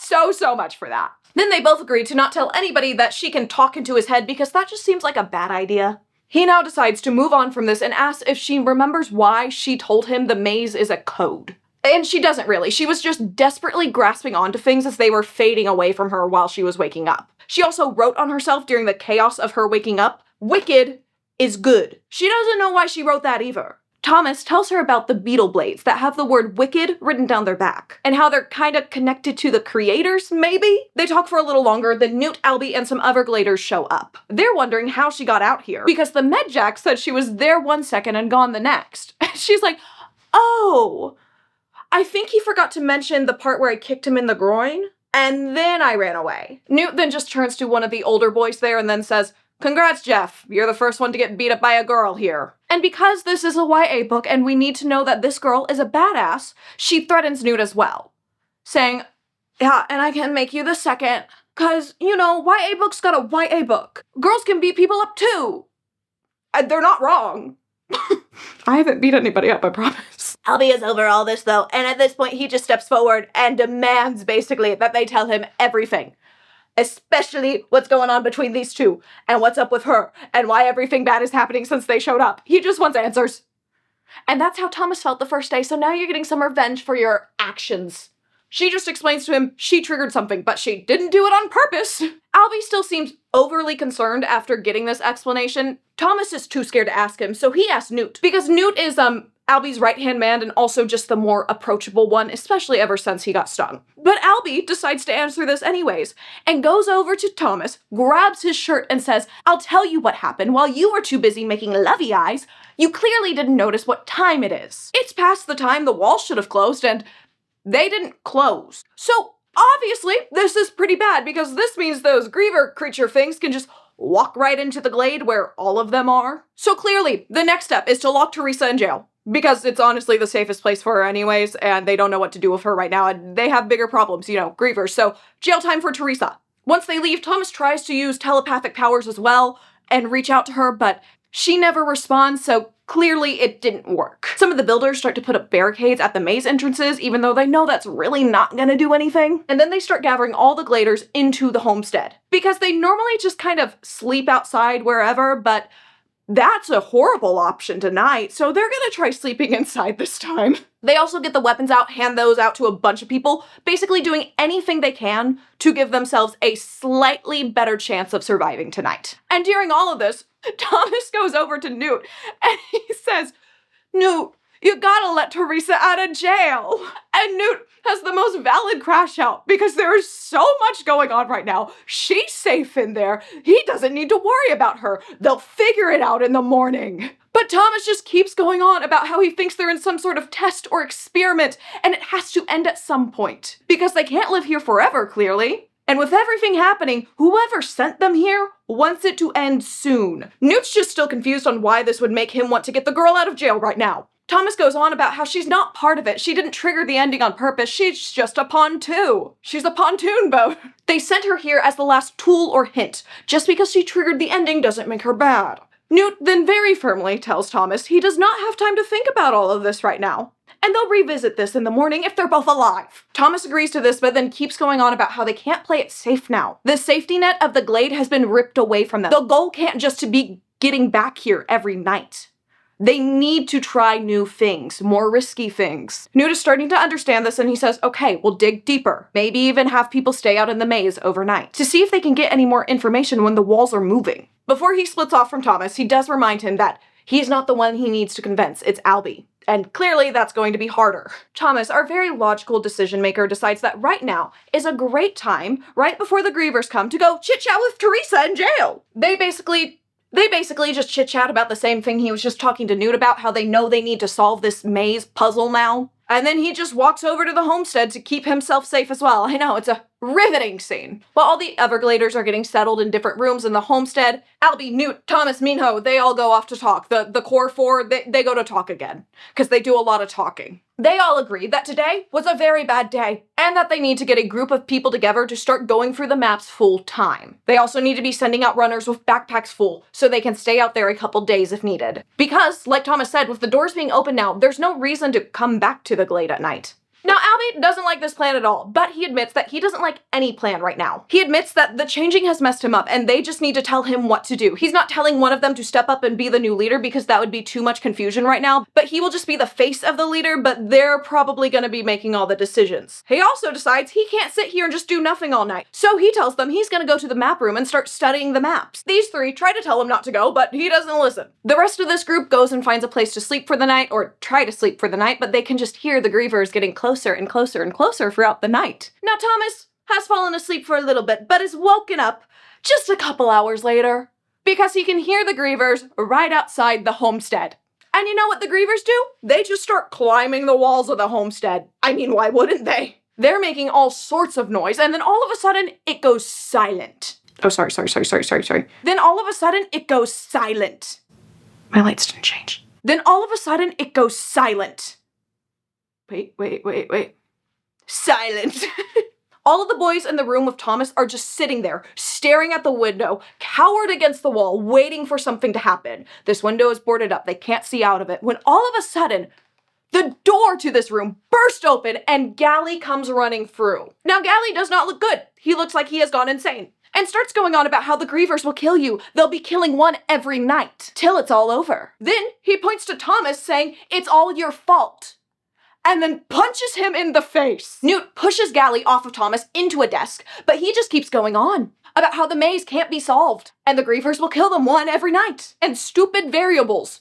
He's saying all sorts of stuff that nobody really understands. Newt tries to get him to calm down, but that really doesn't work. Because Gally proceeds to throw himself at the boarded up window and starts ripping down the boards. Thomas yells at him, asking, "What are you doing?" All Gally says is, "I know who you are, but I don't care anymore. I can only do what's right." The window then explodes and a Griever starts pushing itself through it. Everybody is backing up to the edge of the room except Newt, who got knocked out when he got in that little tussle with Gally, and Gally, who was just standing by the window, who proceeds to keep ranting about how nobody understands what he saw in the changing, telling them all they don't want to go back to the real world, and then he dives into the Griever. The Griever then goes back out the window, and the rest of the Grievers that came with him go as well, taking Gally with them. Thomas is watching all of this through the window, and then he sees somebody running after them. Of course, it's Minho, who just follows them into the maze. Thomas, being Thomas, goes running out after them. Luckily, Newt has woken up and stops him. As these two are still arguing about him going back out into the maze, Minho gets back. He explains he just wanted to confirm they were really going to the Griever hole. they were. Newt says, that's great, but right now we have bigger problems. Somebody burned all the trunks in the map room. All their maps are gone. But Thomas over here is just thinking, oh no, the maps that are completely pointless. He doesn't say this out loud, but that's basically what he's thinking. So he just leaves the others to go deal with that while he checks on Teresa. When he gets there, he starts filling her in on everything that just happened. Then she starts telling him about what she's been thinking while she's been stuck in here. She's going over how the walls move every night and they think it's some sort of pattern. And all of a sudden, something starts to click in Thomas's brain. She just keeps talking about how she can remember her brain being emptied of this information of what this kind of means with the maze moving patterns every night, but she can't remember what that information actually is. But Thomas has barely been listening to her because his brain has been going on overdrive for a little bit, because he's starting to remember some stuff, he thinks. He starts talking about how they really only compare the maps to the maps the day before and all the other sections that day. But they haven't gone much farther than that, it seems like. What if they're supposed to compare them in a different way? Possibly the maze is trying to spell something out and the runners haven't seen it because they haven't been looking for that. They know the pattern repeats itself, so what if each day is a separate part of the code? He's getting all excited because he's ready to compare all these maps, and then he remembers all the maps just got burned. They don't have those maps to start comparing and trying to find a code that way. They're gone. This causes him to take off to the map room to catch up with the people over there. As he gets closer, he sees them leaning over Albie, who has a wound on his head. It looks like somebody came in there to burn the trunks and had to knock him out before they did it. Pause real fast. I forgot to mention, the Griever invasion in the movie, they just start killing everybody. It's not a one per night, it's a massacre. And watching the movie, you're like, yeah, all the kids should be dead right now. But somehow they live. This just makes so much more sense in the book. Like, whoever's running this doesn't want all the kids to die, but in the movie, it sure looks like they want all the kids to die. Okay. Back on track now. Minho sees Thomas and he calls him out for running off to go chat with Teresa when all the maps had just been burned. And honestly, that's very fair to say. But he tries to make himself look better, being like, well, I didn't think the maps were all that important. And he gets cut off because that's an insane thing to say. They've been working on these maps every day for 2 years and you just want to call all this work unimportant? Thomas then focuses on getting these two over to the jailhouse with Teresa in it, saying that they think they figured something out and it's important. She needs to be there to tell them. They all get over there and he goes, okay, now let her out before we're gonna tell you anything. They argue for a little bit, but then they let her out. He begins to explain that she remembers that the maze is a code. And maybe instead of them finding a way out, they're supposed to find a message in it. And their hope right now is that enough of the runners will remember their maps from previous days for them to start comparing them to see if they can find letters or the start of that message. But Minho and Newt have just been glancing at each other through his entire explanation, and he asks, okay, what's up? And they explain they hid the maps last night and put dummies in their place. They still have all the maps. So they all go straight to the storage shed where the maps are. Turns out they have a super secret storage cupboard back there that only a few of them know about, and that's where the maps are. So as he's looking through the maps, he's explaining to them that they've been comparing the maps, but what if they were supposed to look for letters or a word? Minho is getting a little offended again because, again, they've studied these maps so much, he's pretty sure they would have seen a freaking letter or word if it was obvious. But they keep going over different things they could possibly try, and they land on getting wax paper and pens and pencils to start tracing the maps so they can overlay them. They get the wax paper cut into the size of the maps, and they all start tracing them. Teresa is the first one to catch on to what he's doing. Minho tries to question what this plan is, but Newt tells him to shut up because he's also caught on. And again, this is just a reminder their strong suit is not answering questions, because it would have taken him 2 seconds to explain, Minho, we're tracing the maps so we can overlay them with each other to see if it makes anything. But no, we can't do that. That's too complicated. We have to just trace in silence. It's not that hard to talk and trace. They all go until their fingers hurt really bad. So Thomas then takes part of the maze they've traced and starts laying the stacks of wax paper on top of each other. And all of a sudden, something starts coming into focus. It's subtle, but it's very clearly the letter F. They're all excited, but they want to make sure this wasn't a coincidence, so he instantly grabs the next stack of papers. And they see an L, another section shows them an O, then there's an A and a T, followed by C, A, T. So right now they have the words float cat. They don't know what that means. Nobody's really impressed by this, so they decide they need to keep on working. And after a couple more combinations of sections altogether, cat turns into hetch. And they're certain now that they need to trace all the other maps they have to see if there's more words in there. Thomas is ready to start helping with this and get this done, but Minho tells him, no, we gotta get into the maze. We're already running behind schedule. They really can't miss today. There was just a big change. The walls stayed open last night. Thomas is still fixated on this code though, but Newt assures him that they will recruit some Evergladers that they really trust, and they'll get this done while he's out there running. Teresa assures him as well, saying she'll stay and help. And she gets another YA girl power moment, and she's like, well, if you're gonna decipher a hidden code, I think you need a girl there. Now, don't get me wrong, I love a good girl power moment, but these are so forced in this book, my word. But Thomas is assured by her girl power moment, and he goes off with Minho to run for the maze. Minho gets all the runners together, explains the plan, has them all pack a backpack full of enough stuff to last them a couple days if they feel like they can stay in the maze that long. All the runners are down for this, because at this point, what difference does it make? If they're not back in the glade, the grievers are just gonna come and try to get them in the glade anyways. Before they head out, Chuck comes over to Thomas, telling him to be careful and that he wishes he could help them. And as Thomas is running into the maze, he tells Chuck to remember his promise. I'll get you home. And then we see Chuck wipe a tear away. Now cut to a little later in the day. These two have been running in the maze for a while now, and it's clear nothing has changed. And then, during the third hour of their run, Teresa pops into his mind saying that they're making progress. And they found a couple more words already, but it still doesn't make any sense. He decides to attempt to talk back to her again, asking, can you hear me? Can you hear me? And then she tells him, yes, really clearly the second time. So now they're both telepathic. Woo! They're both wondering why they can do this, and she says, well, maybe we were lovers, and he trips and falls on his face because, oh my word, a girl just implied that? And again, I hate to be this person, but my word, they don't know what relation they have to each other. They just know that it's a close connection. That's all they know. That's all they know. They just know they care about each other in some way. Again, what if they're family? What if they're family? Now, Minho doesn't even stop when Thomas falls. He just looks back and keeps running. Thomas does get himself back up and asks her, what? And he can tell she's laughing through the bond. She starts theorizing that they're not strangers. That's pretty clear. Because somebody altered their brains to be able to do this. You don't do that to a couple strangers. This whole alter brains talk confuses Thomas even more, and he asks, how would you do that? She doesn't really know. She just has some memory she can't quite grasp, and is pretty sure they did something big. They keep talking for a little longer about some random stuff, but then they have to hang up the telepathic phone call because it's giving both of them a headache.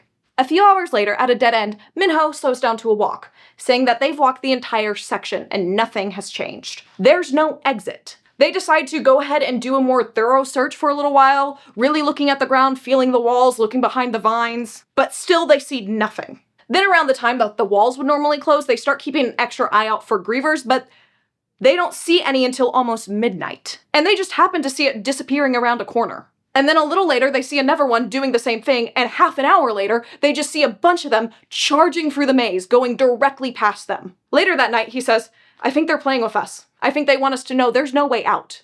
Because the walls aren't even moving anymore. This is all just some stupid game. We should get back to the Evergladers. How much do you want to bet another one of them is gone? They're just going to keep on killing us. Thomas has nothing to say to this because he's right. So Minho says, let's go home. According to their watches, by the time they get back to the glade, it's about mid-morning. Newt comes running over, telling them that they're the first ones back and asking if they found anything. And he just has this look of hope on his face because he really thinks they found something if they're back already. But Minho brings him down to reality, saying, we found nothing. The maze is a joke. Newt just turns to Thomas asking, what is he talking about? Thomas explains Minho is just discouraged right now, and then asks if the grievers came last night to the glade. They did. They took a kid named Adam. So sorry, Adam, you're no longer with us. Minho then spits on the ground and says, I'm sick of it. I'm sick of this. It's over. It's all over. There's no exit, and there never was. We're shocked. So clearly he has reached his breaking point, and he stomps off after this, and really, I can't blame him. Newt just leaves as well without saying a word. And then we get another telepathic phone call from Teresa. He figures out she's still in the basement and also gets the information that they had about 4 Evergladers helping her just trace maps down there, and they think they figured out the code. So he goes running over there, obviously. When he gets there, Teresa is just leaning against some shelves, staring at a piece of paper, and then telepathically tells him he has to come look at this. He goes over, takes the paper, and he reads, float, catch, bleed, death, stiff, push. So this right here, this is the code. And if you're wondering, what does that mean? You're in the same boat as Thomas. He's just filled with disappointment because this makes no sense. This is not a clue. This is just a bunch of random words. As he's processing all of this, Newt has made his way down there, and all of a sudden Thomas is pretty sure he knows what he needs to do. Newt notices a new look come across Thomas's face and asks him, "What's wrong?" Thomas just brushes him off though, saying, "I think I need some sleep." She telepathically asks if he's okay, and again, he just tells her, "I just need some sleep. I'm fine." He looks at the both of them, thinks about sharing this idea he just had, and then decides against it. See, he knows they need more clues on how to get out of here besides just random words. So he has decided he will be getting purposely stung by a griever so he can go through the changing and start getting some of his memories back. He then proceeds to talk to nobody for the rest of the day. And if you're trying to be sneaky about doing a stupid plan by yourself, self-isolation seems like a big red flag. Oh, Thomas, who normally asks all the questions and never stops talking, isn't talking. I think something's wrong. But he just gets to his homestead that evening, sleeps in the room he's been assigned that night because they've been rotating rooms, so it's more of a random chance at who dies every night. They don't know where the grievers are coming in, but they just keep rotating the rooms. Now, Thomas can't sleep at all that night. And later in the night, as expected, they hear the sounds of the grievers close by. He can hear one of them climbing the back of the homestead. They hear an explosion of ripping wood, they hear screams, and then this griever just comes running down the stairs through everybody. Following a glader who went running down the stairs right before it, shouting, "It got Dave!" So sorry, Dave. Now Thomas sees this griever running out of the house and he goes running after it. He can hear Newt yelling at him, but he doesn't stop. Teresa is screaming in his mind for him to stop, but he doesn't. He just keeps going towards it. He puts himself in the middle of the grievers that are in the courtyard, and the grievers are just as shocked to see him as anybody else. They're like, What are you doing here? We already got our one kid. We don't want you." And then he just jumps on the griever that's holding Dave right now, trying to get this kid free, hoping that the grievers will retaliate against him and sting him. 3 of the grievers swarm him, trying to get him off the griever he jumped on with their piercers, arms, clippy, grabby things, and their needles. He is now flailing and kicking, trying to kind of get out of there because he only wants to get stung. He doesn't want to be taken. If he gets taken, his memories are useless because nobody will have them and he'll be dead. And then finally, he feels an awful pain, and he knows he's been stung. Now, he just has to escape the 4 grievers that he threw himself in the middle of. So he's screaming, thrashing, kicking, doing anything he can to get out of there. Eventually, he makes an opening and he sprints through it. Once he's out of their way, they leave the maze and he just collapses on the ground. Newt, Teresa, and Chuck, and several of the Evergladers all come running over to him. He steps up and starts telling everybody what to do. Then he looks at Thomas asking, "Why would you do that? And why are you so stupid?" He tries to tell Newt he doesn't understand, but he gets told to shut up and save his energy. Then, just a little later, he feels the grief serum get injected into him, and he just feels this sense of calm and numbness basically wash over his body. But his world is still in chaos, and he just gets out, "Don't worry, I did it on purpose." And now, our boy is fully in the changing, and it's this weird comatose state. He's seeing things in his brain. There's a hurricane he describes that he gets sucked into, and then at some point all of that kind of goes away, and he just feels pain. Eventually, he starts to hear voices calling his name, and then he realizes it's Chuck saying, "Please don't die, dude." Literally what he said in the book. I love Chuck for that, because me too in serious situations. I just be bringing out the dude and the bro for no reason. It's a bad habit. I'm trying to fix it. Then everything starts to come back to him. The glade, the grievers, the stinging, the changing, the maze that can't be solved. See, because he now knows there's only one way out, and it's something they would never expect. Something so terrifying, he feels crushed with despair thinking about this. This boy saw the way out and he went, "Oh no. Oh, we're not making it out of this maze alive." He opens his eyes and Chuck is so happy that he's awake, he yells, "Thomas is awake!" He informs Thomas that he's been out for 3 days. They kept him in the slammer at night to keep him safe and then brought him to the homestead during the day with the beds. The grievers, of course, got 3 more people because he was out for 3 nights and the grievers are taking 1 person a night. The runners have still been going out in the maze trying to find an exit, but of course they haven't found anything. And just hearing the word exit, his stomach starts to twist because he knows what they have to do to get there, and it is just that terrifying. Thomas just tells Chuck, though, that he needs to get Newt and Albie and tell them they need to call a gathering ASAP. Then he telepathically calls Teresa. And the first thing this girl says to him is, "That was really stupid, Tom. Really, really stupid." After berating him about how stupid he was for a little longer, she then asks how much he remembers, and he says enough. He explains that they did bad things. He saw that, but he also explains he's pretty sure he knows the way out of here, but it's terrifying. This boy refuses to tell any of us the way out of here right now. We just are sitting here building up in the suspense while you're reading this book. It goes on for so long. I'm like, great, the way out is terrifying. Tell me. Then he tells her that the maze can't be solved. She pauses for a bit and she goes, I think we all started to assume that. But he assures her that the creators still meant for them to escape, just not in a normal way. And he has a plan. It may be a horrible plan and people will probably die, but he has a plan. Before he can actually tell her what this plan is, though, Newt and Albie get there at that time. He starts explaining to them right away they need to call a gathering right now because this whole thing is a test. There's no actual way out of the maze. The creators put them here to try to find the best of the best and weed out everybody else, to see who would give up, to see who would fail. Teresa and him were sent here as the final analysis on them, and now they're in the final stage where they need to escape. Newt asks, so you mean you know the way out? And he says, yeah, call the gathering. An hour later, they are at the gathering with the keepers. He explains to everybody that the maze was a test that wasn't meant to be solved, and the survivors are meant for something important. He explains that every single one of the Gladers was taken when they were young. He doesn't know how or why, he just knows that they were taken. He knows that something really bad happened in the real world, but again, he doesn't know what that is. But he's pretty sure it was bad enough to make the creators feel justified in taking these kids and putting them in this maze. He doesn't remember anything about his family, but he does remember that the group of Gladers spent the next few years after being taken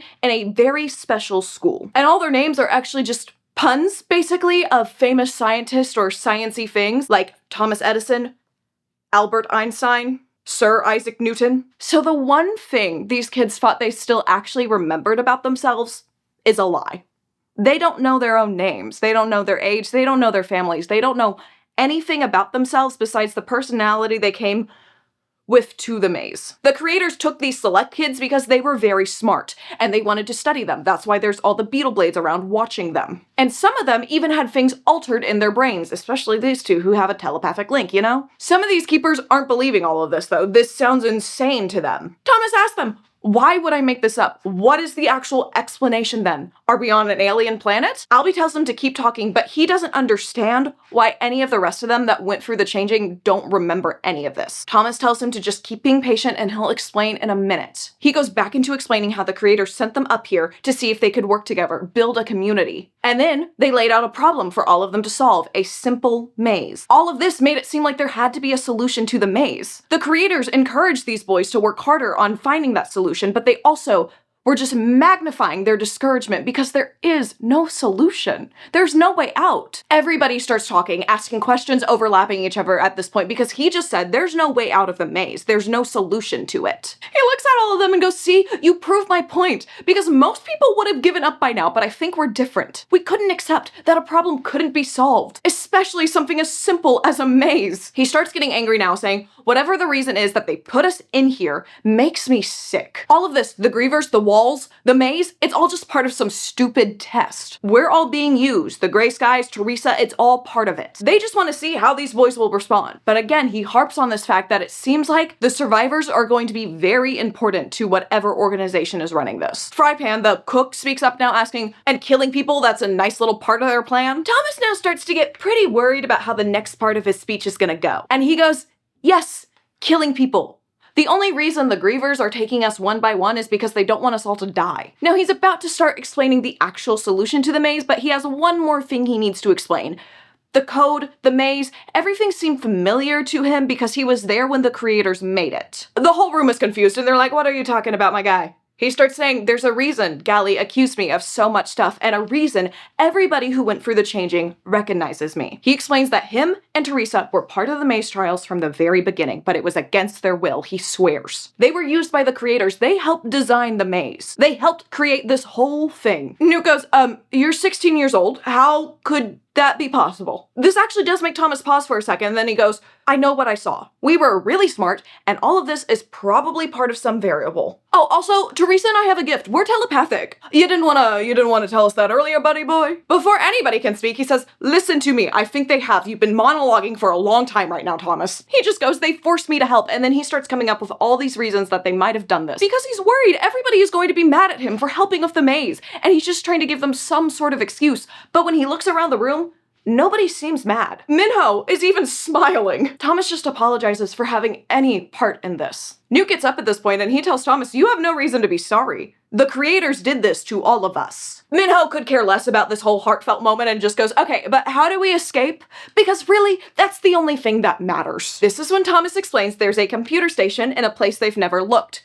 And once they enter this code, the whole maze will shut down. The Grievers, everything. They just have to survive long enough to get to this computer. People in the room are very confused by what he means with a place we've never looked before because they've looked everywhere. Well, almost everywhere. You know where they haven't looked? You know the one obvious thing we know, and this whole plot twist, I don't even know if this is a twist or if we're supposed to know, but it's so freaking obvious for so long. The computer is in the Griever hole. That's where it is. They have to jump into the Griever hole and get there, but that means they have to get past the Grievers to get there, obviously. So that's why it's really dangerous. But yeah, the Griever hole, the thing they introduced to us, the one place nobody really knows about. It's just not that hard to figure out. And I can't tell by reading this book if it's meant to be this obvious thing the whole time or if the author was trying to be super sneaky and be like, ooh, they're never gonna guess that it's in the Griever hole, when it's like, of course it's in the freaking Griever hole. It's the only way out of this maze that we know. But Albie gets up, calling him an idiot or a traitor, because that is a death wish. They can't even handle one Griever, let alone at least a dozen. And then he asks Thomas what he's really up to. Thomas shoots back, I'm up to nothing. Why would I make this up? And he gets accused of being sent there to get them all killed. Thomas counters this saying, Albie, do you not remember that I literally risked my life to save you in the maze? And he's like, yeah, that could have just been a ploy though to gain our trust. Thomas, who was getting a little heated, starts to calm down because he realizes what Albie says is so far out there, it doesn't make sense logically to be thinking that way. This is coming from a place of fear. He knows something else is up, causing Albie to react like this. Minho just tells Albie this is one of the dumbest theories he's ever heard, and then reminds him that Thomas literally ran into the center of multiple Grievers just a couple nights ago to get these memories. So, do you really think that's an act? Thomas jumps in on this, explaining that he did that hoping he would get the correct memories to get them out of here, and he did. This is when Albie's face contorts with rage. And he says, we can't go back. I've seen what our lives are like. We can't go back. Newt gets up and he's having a hard time believing this is all because of what Albie saw in the changing, but Albie just breaks down crying. Newt gets him to talk and Albie says, I did it. I burned the maps. Then I slammed my own head on the table to make it look like somebody else did it. But I lied. I'm the one who did it. And everything starts to make sense. Albie is so scared from what he saw in the changing, he would rather just stay here in the glade for the rest of his life.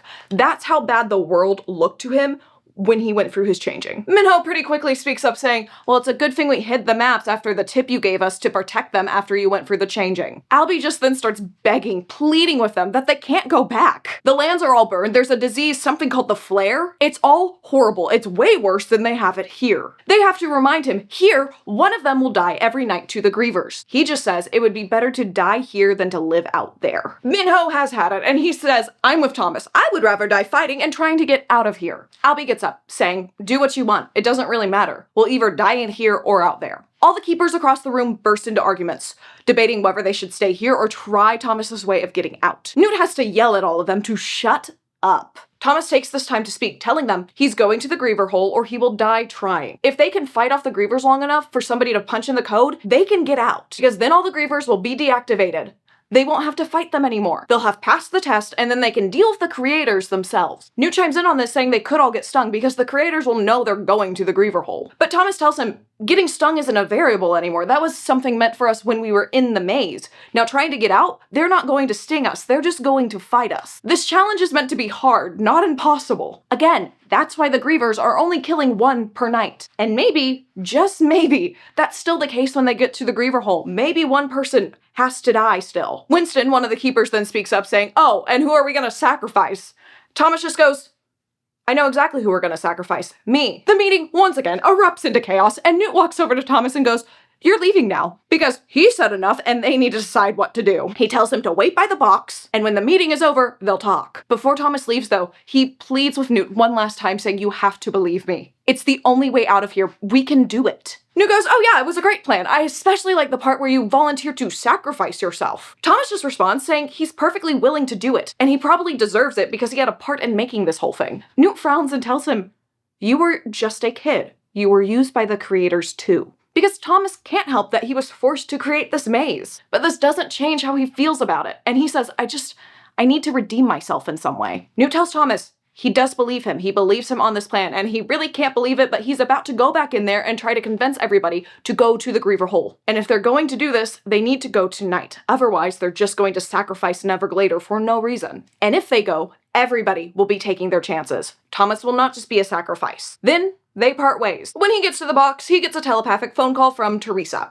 and he starts explaining everything that just happened to her. When she finds him by the box, they just sit there close together holding hands and basically just go over everything again in person. And all she says is, "We can do it." Then they both admit they're scared and they proceed to just sit there holding hands, letting this short moment of peace last as long as possible before they possibly go off to their deaths. A little bit later, Newt comes over to Thomas and informs him that all the keepers agreed to go. Now, they just have to convince the Gladers. He knows not everybody will go for this, but he expects most of them to. They have no clue what Albie is gonna do. So now, it's time for them to figure out who's going and prepare as best as possible. Everybody who is going gets weapons, a backpack, food, and the few Gladers who have decided to stay back are very loud about their decision and how stupid they think this is. But nobody's really listening to them. Chuck is even doing his best to act brave right now. But you can just see this poor little kid is terrified. Their basic plan going into the maze is to keep Thomas and Teresa safe, because they know the code the best. The goal is to get them into the Griever Hole first. They don't know what they're gonna face when they get there, but that's the only goal they have right now. Newt and Minho also know this code in case anything happens to the both of them, and a lot of the other Gladers do as well. These are just the main people they're trying to make sure get there. So really, all the plan is to fight the Grievers in whatever way they need to, jump in the Griever Hole, punch in the code, and get out of there. Him and Teresa are talking as they're preparing to go out, and she goes, "What do you think Wicked stands for?" And all of a sudden it clicks. The sign he saw in the maze, World in Catastrophe, Kill Zone, Experiment Department, Wicked. They still have no clue why she wrote "Wicked is good" on her arm, but they don't really have a lot of time to ponder that right now because they're about to walk into possibly a bloodbath. Then, after one last dinner in the Glade, right before door closing time, the group of 41 Gladers heads out into the maze, including Albie. When they're at the door, Minho goes, Should we give a pep talk? I don't know. Thomas steps up and he just says, "Be careful. Don't die." Wonderful pep talk, Thomas. Then Newt thrusts his weapon into the air and says, "Hear that, creators? We're coming!" And then they all start running through the maze. As they're running through the maze, Thomas telepathically tells Teresa to stay close to him and Minho, so basically they can protect her if anything happens. And of course, she has to say the stereotypical line of, "I can protect myself." And I really don't doubt her. She seems like a badass, but I know if I was in this situation, I'd be like, yeah, the more protection I can get from those terrifying things, I'll take it. Thank you very much. But I'm also not a super smart science kid, so I'm sure she has more skills than I do. As this whole group is running, there are no sign of Grievers, and when they get to the corner that turns to the cliff, Minho looks around and then he turns back to the group with a look of horror on his face. Thomas can hear the Grievers now, and Minho tells them there's at least a dozen of them, probably 15-ish, just waiting for them, blocking the way off the cliff to the Griever Hole. They're all trying to decide what to do right now, and theorizing maybe the Grievers already got somebody from the Glade, and we can just walk right by them. I don't know. And then from behind them, they hear more Grievers coming. They are now surrounded, and the Grievers are just waiting. They're being so kind. But now they have no choice. There's no turning back. They're blocked off. There's Grievers one direction, Grievers the other direction. They have to fight. They have no clue what the Grievers are waiting on, though, and some of the Gladers are starting to think, maybe we shouldn't have done this, but again, it's too late now. Thomas reminds the people around him, though, that they would be no better off at the homestead. He hates to say it, but if one of them dies, it's better than all of them. There's a long moment of silence, and then Albie steps forward saying, "Maybe I should," and then he just starts walking towards the cliff, towards the Grievers. Newt is yelling for Albie to get back, but instead, Albie runs straight at this pack of Grievers while Newt screams for him, his best friend. But it's too late. This group has to grab Newt to keep him from running out there as well, while they watch Albie get torn apart by these creatures. No one can believe he just did that, especially Newt. Minho is the first to jump back into action, saying they need to make a plan. They may still have to fight these Grievers. They don't know if the one sacrifice thing is going to just have them all go home. He re-goes over the fact that the main plan is to get Thomas and Teresa to the hole, and the rest of them will focus on holding the Grievers off. And then once the Evergladers hear it's safe in there, or the Grievers turn off, they'll start going in. Newt is just shocked that they've already moved on after watching Albie die, but they just have to explain, if they let Albie die without doing anything after it, he'll have died in vain. They need to make his sacrifice worth it. Minho then addresses all the Gladers and explains this plan to them. But in the middle of him explaining all this, they hear the sound of the Grievers revving to life again. And they all start moving forward with their creepy, robotic appendages, their blobby selves. So Albie's sacrifice meant nothing. They will have to fight these creatures. More of the Gladers will die. Minho gets everybody's attention and they start charging at the Grievers on the cliff. Thomas does stop Chuck as he's running by and he's like, hey, we actually need you with me just for extra protection in the Griever hole. Chuck tries to argue with this and he's like, I don't know if this is an actual plan, but gives in pretty easily because he doesn't want to go fight all those Grievers. Now, this is not the actual plan. Thomas just wants to keep Chuck safe. I mean, he's 12 years old. He's a cutie patootie, okay? I don't want him to die. Thomas doesn't want him to die. Nobody wants this kid to die. So Chuck, Thomas, and Teresa, when they see an opening, they start sprinting towards the edge of the cliff. They hear the noise of Gladers dying around them, losing to the Grievers. When the Grievers are getting in their path, Gladers are getting in front of them, sacrificing themselves basically to clear the path again for these three. They make it to the edge of the cliff, and the hole is marked by vines that stretch out to it, so they know exactly where to jump. Teresa goes in first so she can find the computer, then Chuck, and then Thomas follows. As soon as he's in this hole, he is hit with this icy cold. And then once he gets his bearings, he realizes they're in this metal cylindrical room. It's also covered in oil, and there's a hallway that just stretches out in front of them that goes on for dozens of feet. Teresa sees the computer and she runs over there, and there's a keyboard perfectly placed under it for her to start typing in this code. As she's doing that, a loud bang comes from behind them, and a Griever has gotten in the Griever hole. Thomas yells at Teresa to just keep typing, and then pushes Chuck behind him. Thomas is fighting this Griever off with a spear, one-on-one, and just keeps reminding Teresa to just focus on the code, keep typing the code. Thomas at one point is able to stab the Griever in a way where one of the spikes falls out, and this makes him realize these guys are beatable. As he's working on actually beating this Griever, Teresa telepathically tells him it won't let her enter the last word. But he's too busy yelling at the Griever, running, charging, jumping on top of it, smacking a couple of the robotic arms out of the way, and then stabbing the spear into the fleshy bit of it. And this actually kills the Griever. He goes running back over to Chuck and Teresa now, saying, that wasn't that hard. Looking at the computer, and he sees that it won't let her type in the last word, push.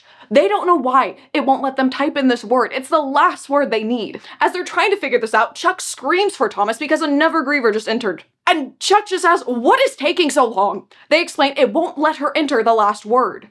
And Chuck yells back, maybe you should push that button. Thomas, who had been getting ready to fight this Griever, looks back and notices the small red button on the floor. Him and Teresa go diving for this button, looking at it, and it says, kill the maze. While they're doing this, the Griever goes ahead, grabs Thomas, and is about to swipe at Chuck. And Thomas just yells for Teresa to push it. She does, and everything goes silent. And from somewhere, down the tunnel in the room, they hear a door click open. The Griever shut down almost instantly, dropping both of them, unharmed. Chuck is scooting away from the Griever, bumps into Teresa, who just brings him into a hug, saying, you did it, Chuck. We were so worried about the stupid code words, we didn't think the word push was meant to be taken literally. Then Teresa out loud asks, what about the others? And just on cue, Minho pops in through the Griever hole. Thomas asks if he's okay, even though he's covered in scratches, but he's alive. Thomas, of course, is asking about everybody else as well. Minho explains they lost a ton of people, but the Grievers all just shut down. He can't believe they actually did it. Then Nuke comes through, followed by the remaining Gladers, and now there are 21 of them in total left.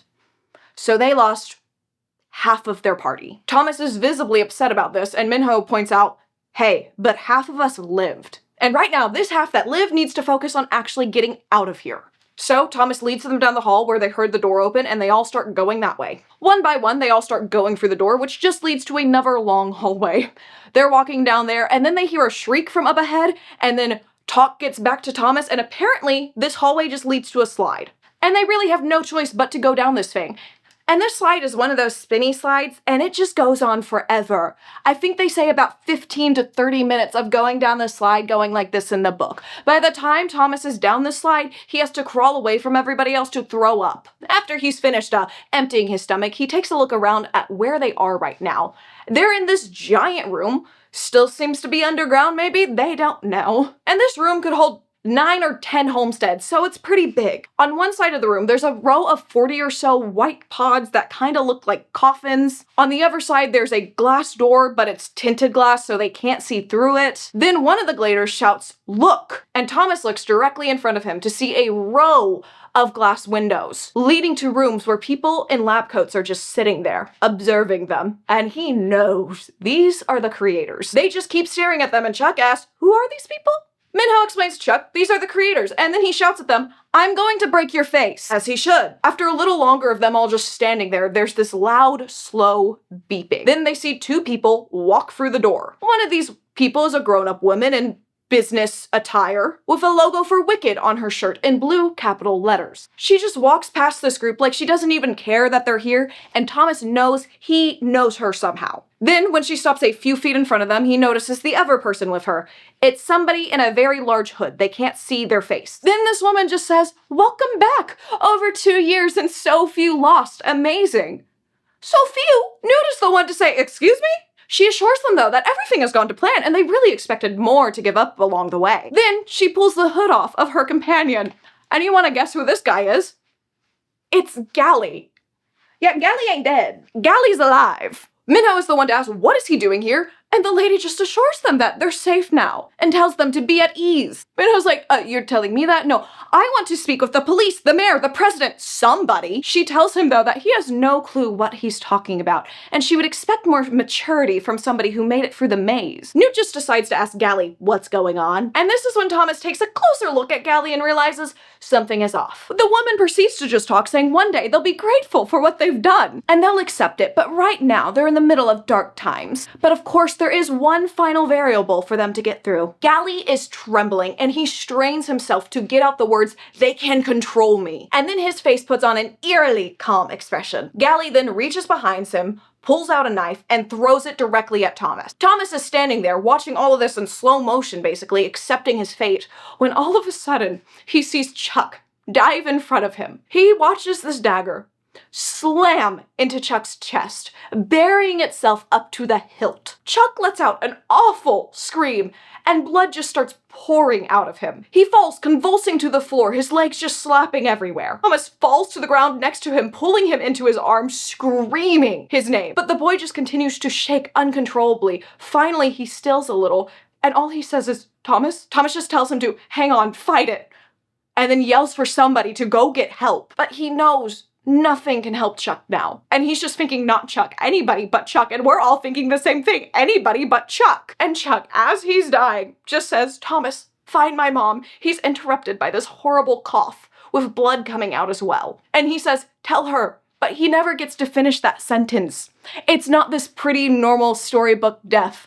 No, he doesn't get his last words. Those are taken from him. His life was taken from him. And he doesn't even have time to make his one final request. Thomas feels the seed of rage getting planted within him, and he just snaps at this moment. He charges at Gally, tackles him to the ground, chokes him, and then starts punching him in the face repeatedly. He can't tell if his screams or Gally's are louder. He's eventually pulled back by Newt and Minho, and he just stares at Gally's still body. And then all the rage from him just vanishes, and he's filled with thoughts of Chuck. He throws Minho and Newt off of him and runs to the boy. And he screams, no. Risa goes over, puts his hand on him while he continues to just wail, cry, scream. He just says, I promised him. I promised I would take him home. I promised him. And he continues to just sit there and weep. Eventually, he pulls himself back together, refocuses on where they are right now, and he does this for Teresa, Newt, and Minho. He lets go of Chuck, and he stands up. And this lady from Wicked is the one to break the silence, saying, all things happen for a purpose. You must understand this. I've never wanted to hurt a fictional character more in my life. Teresa proceeds to telepathically ask Thomas, what now? He doesn't know, though, and he tells her this. And then all of a sudden, there are cries and shouts from the outside of this room. The woman in there with them becomes visibly panicked, and then suddenly, several men and women in grimy jeans, grimy clothes burst into the room with guns. They are yelling, screaming words at everybody. Thomas is just standing there in shock as he watches two of these newcomers tackle the woman from Wicked and then shoot her. Others start sweeping their guns left to right across the windows in there, killing everybody who's been observing this. Then one of the newcomers comes over to the Glader saying, we don't have much time to explain, follow me. And run like your life depends on it, because it does. They all start following this person because what choice do they have right now? Then they're led outside into a downpour of rain. And they don't start moving until they reach a huge bus, and the person leading them there yells, get in. He watches as all the Evergladers are filing in, and then as he's about to go in, somebody grabs his shoulder and pulls him to the ground. Then a woman's head appears right above him with greasy hair, sores all over, and she smells awful and starts saying, gonna save us all from the flare, and then coughs in his face. She tells him not to believe a word they tell him. One of the people that just rescued them from Wicked tosses this woman off of Thomas and tells her to stay back or he'll shoot her. And he just gets back onto the bus. Teresa telepathically asks him, what was that about? But he's too tired to even answer and just shakes his head. He simply doesn't have the energy to wonder what all of that meant, because all he can think about once again is Chuck. All the Gladers are in the bus now and they start driving, and the woman who attacked Thomas runs in front of it, and the bus just keeps going full speed ahead. The Gladers are crying out for this bus driver to wait, but he just runs over this woman and keeps going like nothing happened. The bus proceeds to rush recklessly through towns. People in the towns are running to the bus, banging on it. It looks like they will do anything to get out of this horrible life they're living. But this bus never slows. Eventually, Thomas asks the woman that's next to him, what's going on? The woman just says, it's a very long story. My word, answer a question. Please answer my questions right now. Teresa says, please tell us something. This woman just starts off by saying they don't know if they're going to get their memories back. They're not scientists. They really have no clue what Wicked did to them. And then starts to explain that this all started with the sun flares. Sun flares may be normal, but the ones that affected this world are not. They just kept spiking higher and higher and higher, and they weren't noticed in time. So all of a sudden, this heat just slams the world. All their satellites were burnt up, thousands died instantly, millions within days, and countless miles were completely destroyed. Then came the sickness, and the ecosystem from the flare was falling apart, so this sickness just spread like wildfire. They actually call this sickness the flare because it came from a flare, you know? Now this sickness is absolutely awful. That's about all we get for now.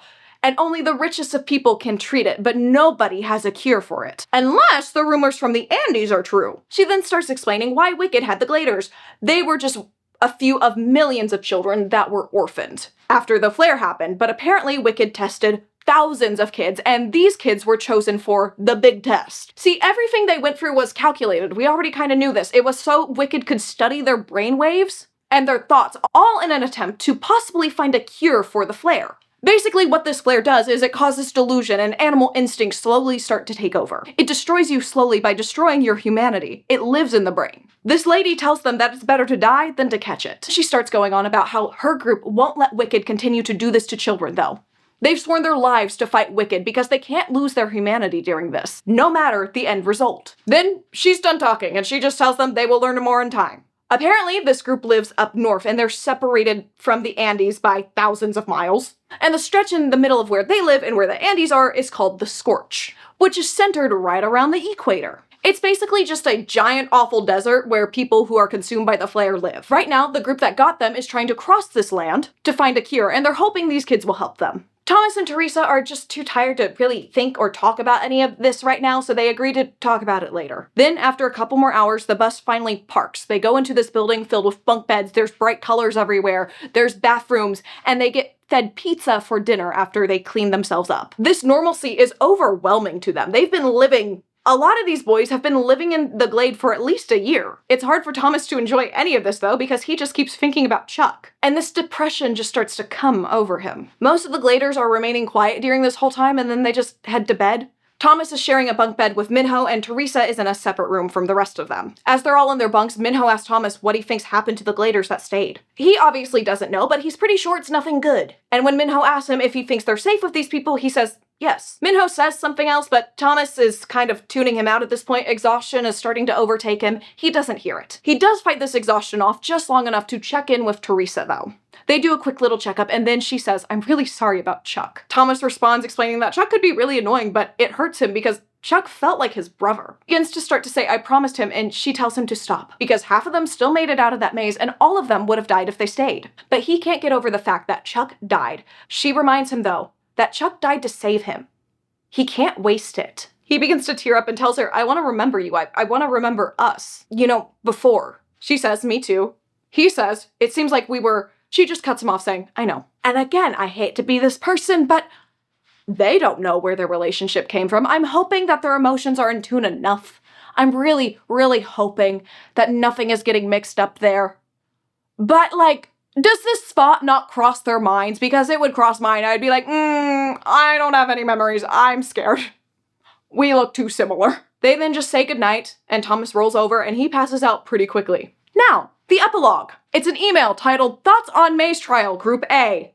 It starts off with a woman saying that she would call the maze trials a success, with 20 survivors and all of them seeming well qualified for the planned endeavor. Their response to the variables were satisfactory, and then mentions how the boys' murder and the rescue, in quotation marks, proved valuable. And again, she really can't believe how many kids they were able to get out of the maze. Then she talks about how seeing how all the kids think all is well now has been the hardest part. But there's no time for them to regret this because this is for the good of the people. So they have to move forward. Then she talks about how she has her own feelings about who she thinks should be the leader. She won't say anything at this time because it seems to be an obvious choice. I wonder if it's the guy we've been following through the whole book. I don't know. She reminds everybody of what the girl Teresa wrote on her arm. Wicked is good. And explains that the subjects will eventually recall and understand the purpose of the hard things they had to put them through. And that they plan to put them through. Because the mission of Wicked is to preserve humanity no matter the cost. So they are indeed good. Then she asks everybody to respond with their own reactions and informs them that this group will get one night's full rest before the start of the second trial. Then she mentions that Group B's results were also extraordinary. Remind you, this is Group A. Who's Group B? She needs process to process that data, but they can touch on it in the morning. Then she signs off with, until tomorrow. So yeah, our Gladers, our group of people, they're not safe. They were not rescued. That was fake. They are still very much in the hands of Wicked, who just put them through that maze. And was like, oh goody, 20 of you lived when there was like 60 people in there. How great are those results? But they're doing this to try to find a cure for the flare, and apparently this is the only way to do it. I don't know science well enough to even try to justify this, but yeah, that's book 1 of the Maze Runner series. I'm gonna be so honest, I forgot this book was in third person. It really threw me for a loop. And honestly, no, I'm not shocked that the second book threw me off of reading because I don't love the writing style of this. I also think the story is a little insane. There's some stuff that doesn't quite add up, but again, this is the first book and I really don't remember what happens in later books. This is the best memory I had of the series going in. So let's try to get this video to at least 1,500 likes and I will go ahead and start working on the next book. But anyways, as always, if you enjoyed this recap, go ahead, like this video. I don't know why I'm saying that again, I just said it. Subscribe to this channel and comment if you want, turn on that notification bell. Apparently YouTube likes when you do that. I don't really know. I just listen to the YouTube overlords sometimes. They tell me the notification bell is good. You don't have to, it's okay. But anyways, with all that being said, thank you all so much for watching my incredibly sweaty self during this video. I don't know why I'm so warm. The AC is set very low, but I'm gonna go cool down. And I hope y'all have a wonderful day. And remember that Wicked is good. You know, Wicked the movie is good. So we can remember that Wicked is good. The musical also, I'm aware it was originally a Broadway musical, I promise. But yeah, well, Wicked is good and